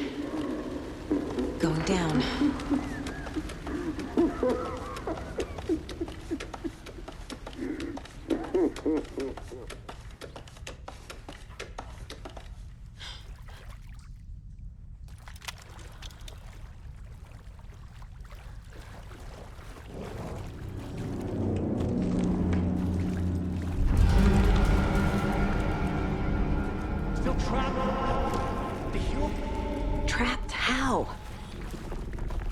What does that mean?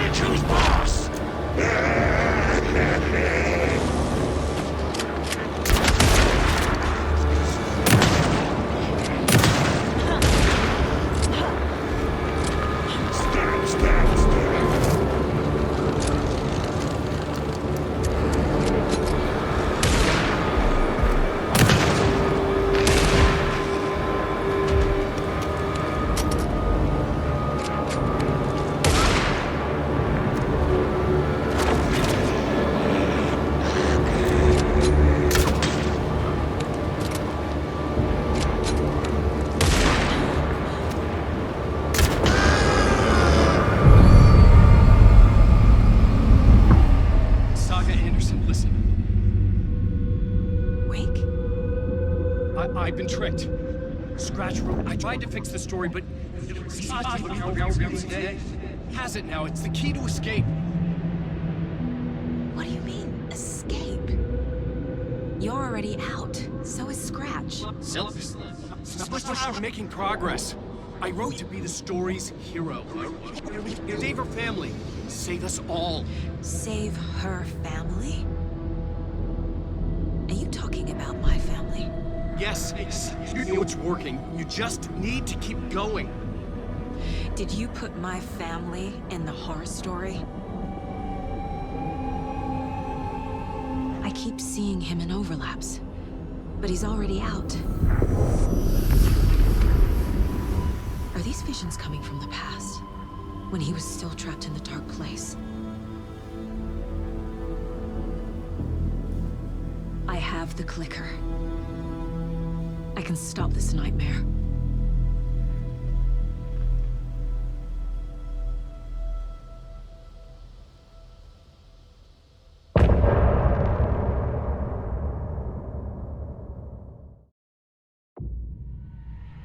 Wake said he could use the clicker to undo the horror story. I need to get back to Bright Falls, to Casey and Wake. I should check in with Casey.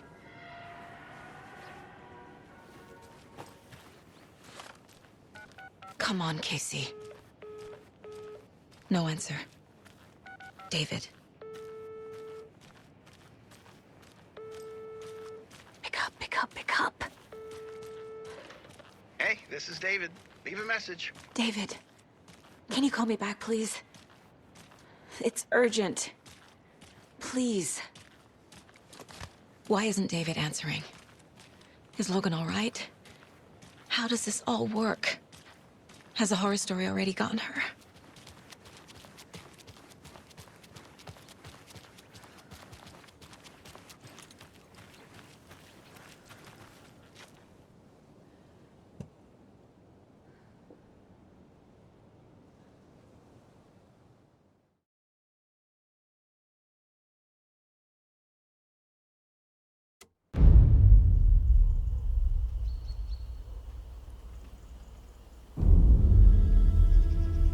Alan Wake. My name comes up, your books come up, you come up. I've read them. There are echoes of my life in there that makes me feel like someone's been watching me.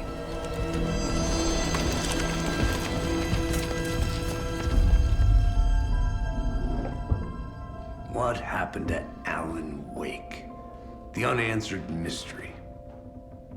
Never expected to find you alive. My head's killing me.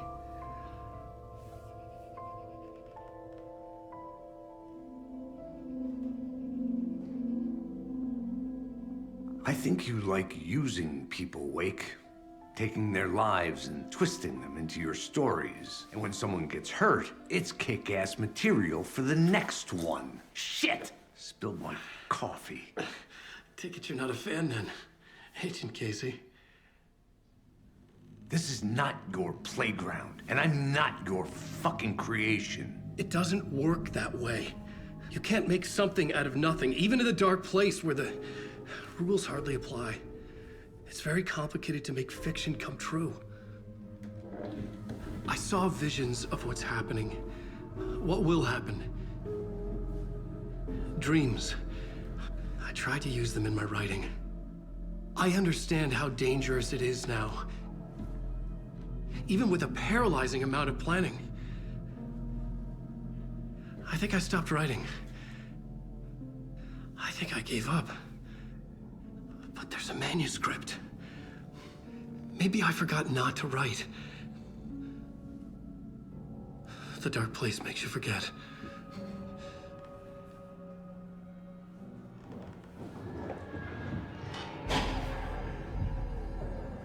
I just want to fix this. Find a version of the story that fixes everything. Shut up! Get down!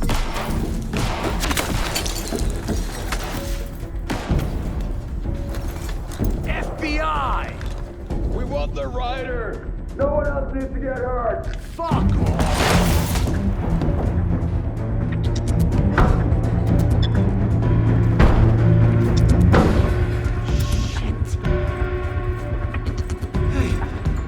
What are you doing?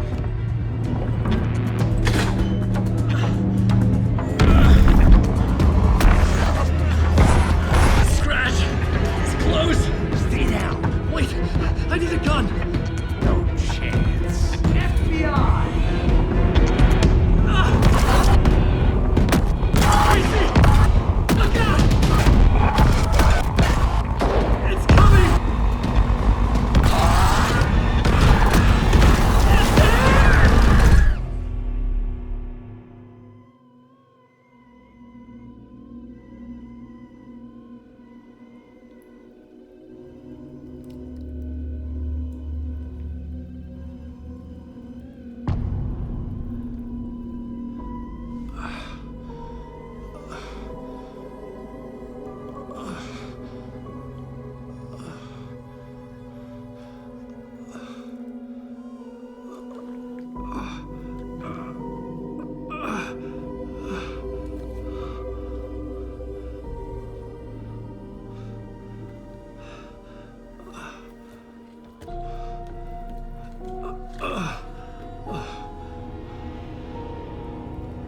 What the fuck?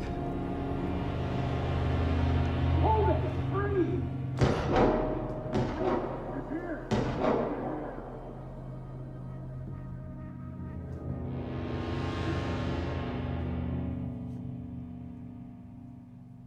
I had escaped the dark place.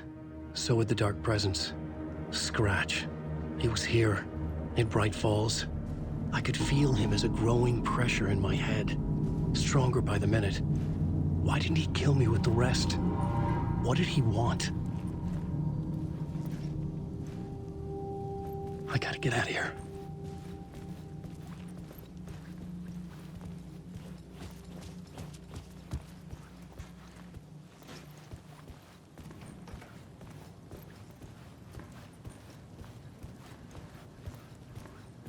I needed to find Casey. We were on the same side in this fight. Strength in numbers.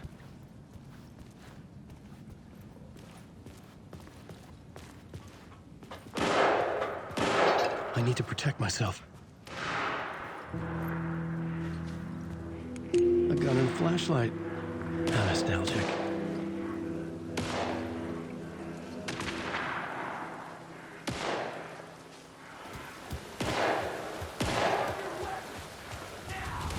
That's Casey.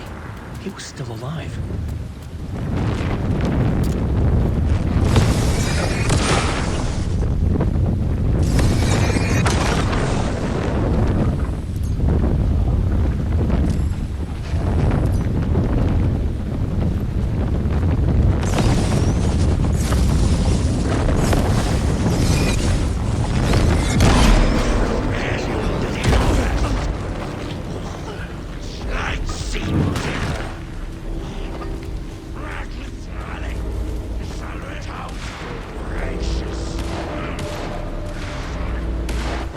were the cultists the FBI were after. Were they letting themselves be taken? Or did the Dark Presence not discriminate?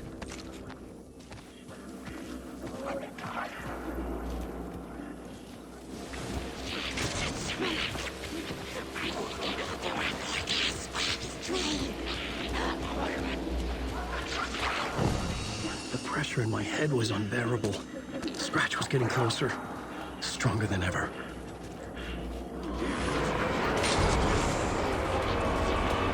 Casey!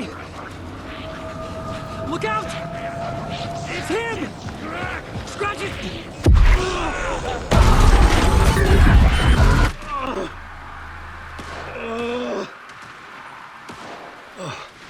Fuck. The pressure eased off. Scratch was further away. I could think again. Casey.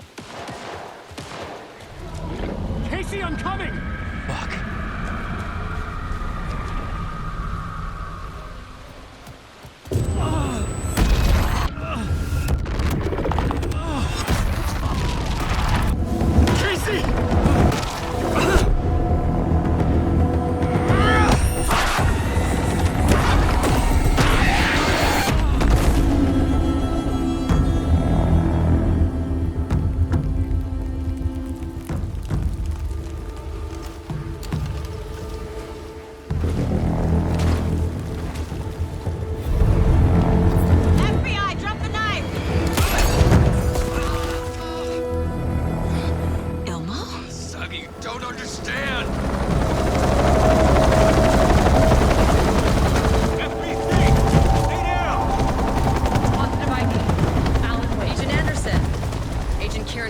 Federal Bureau of Control. I'll take it from here.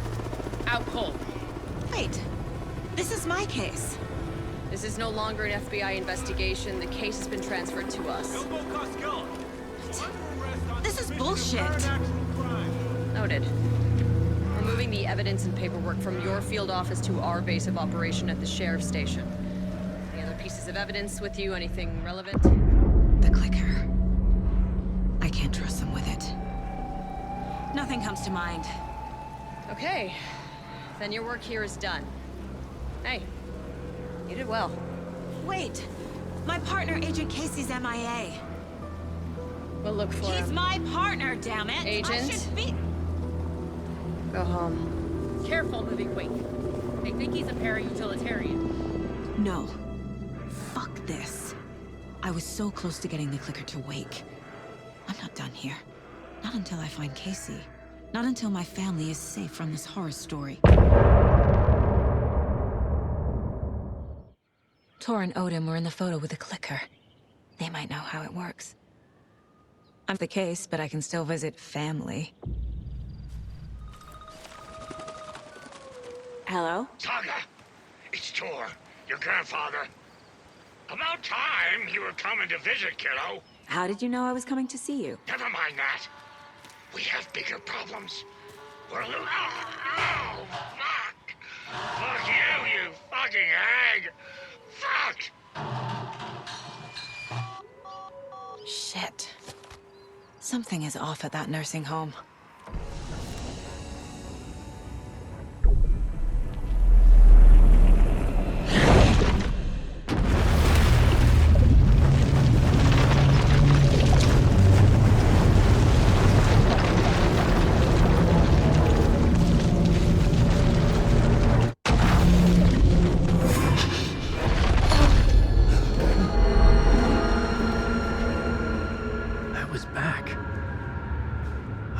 To escape. The Dark Presence had stopped me.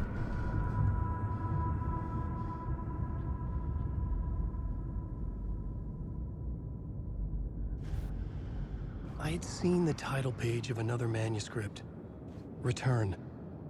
I didn't remember writing it, but it felt familiar. Important. I had to find it. I would write a new draft of initiation to reach Parliament Tower using another murder site.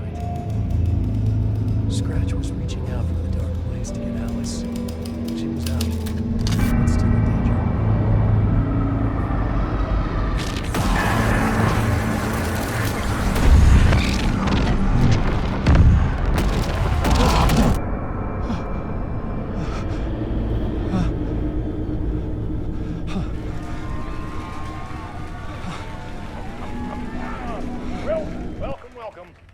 Our guest tonight is Alan Wake. This time we wanted to do something. I was back, and I hadn't forgotten. I knew how this worked now. I could take control, no more surprises. What demons he wrestles with in the dark hours of the night. Together with our house band, the divine old gods of Asgard, we have created something very special. The song is called Herald of Darkness, but I like to call this next segment the story of the journey of Alan Wake, the musical. We just do what we always do. We'll chat, but instead of talking, we'll sing it.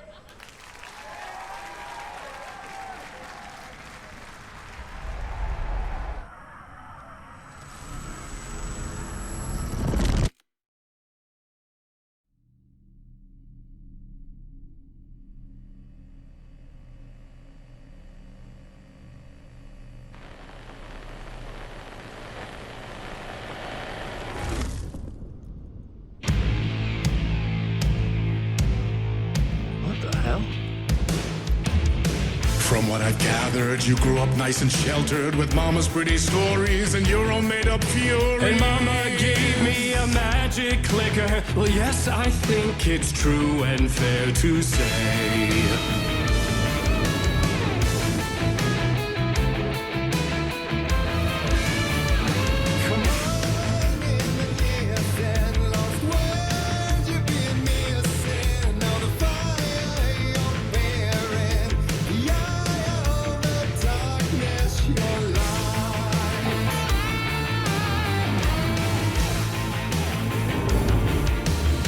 So you were drawn to stories early on. My dreams would light up my imagination. And you had nightmares night and day. Yeah, but with the clicker, I chased those frights away. Who knew? So true. So here is the clue of hope to remember. Visions, they come true. Bend the lights with steel.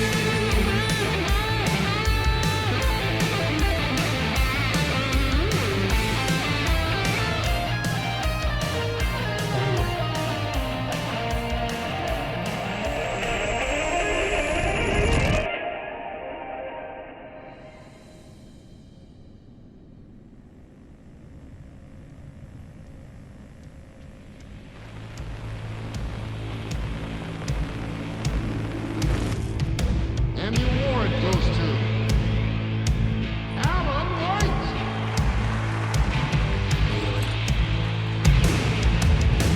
And all your stories of crime and chilling thrillers of hard-boiled killers became bestsellers. It was all too much. I had to get away.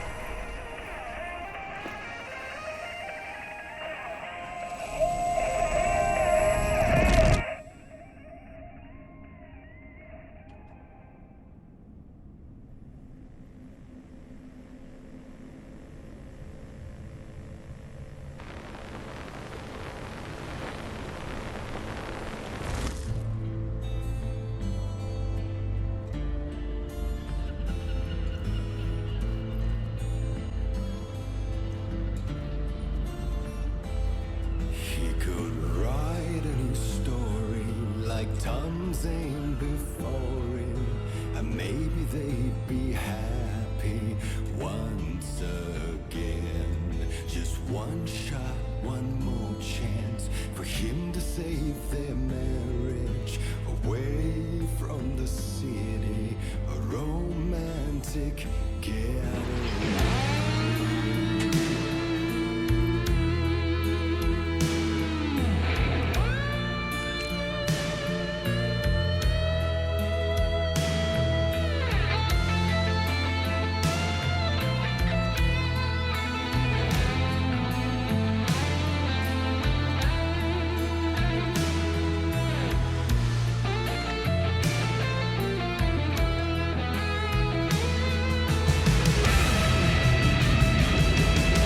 He's a torchbearer, and it couldn't be much clearer.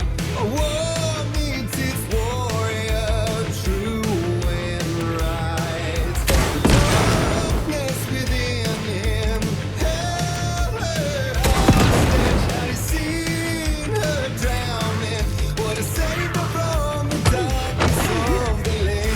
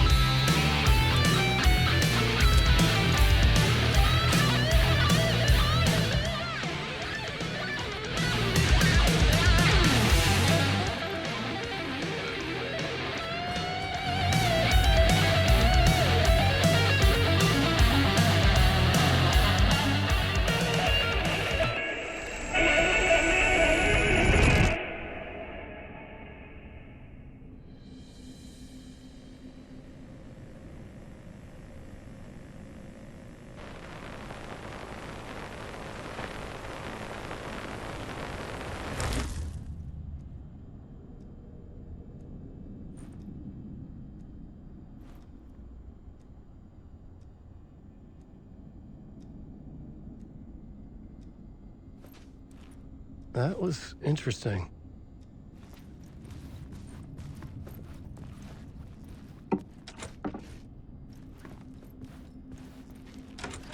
A vision.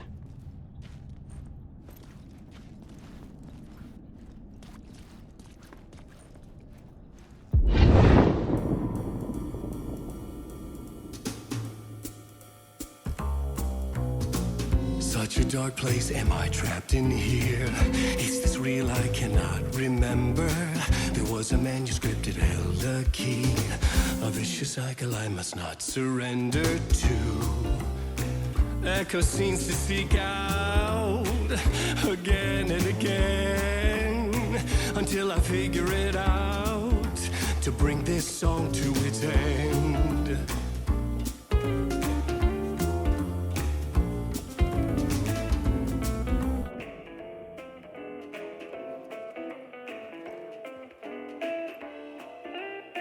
You have to find your way out. Bring this song.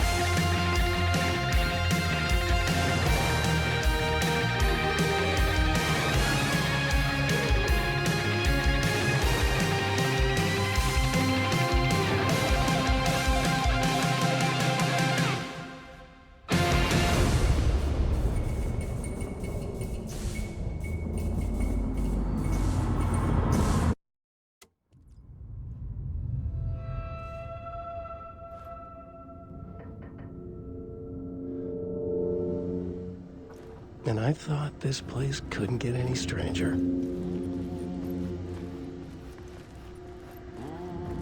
Champion of light. Catchy, right? Herald of darkness. Lost in the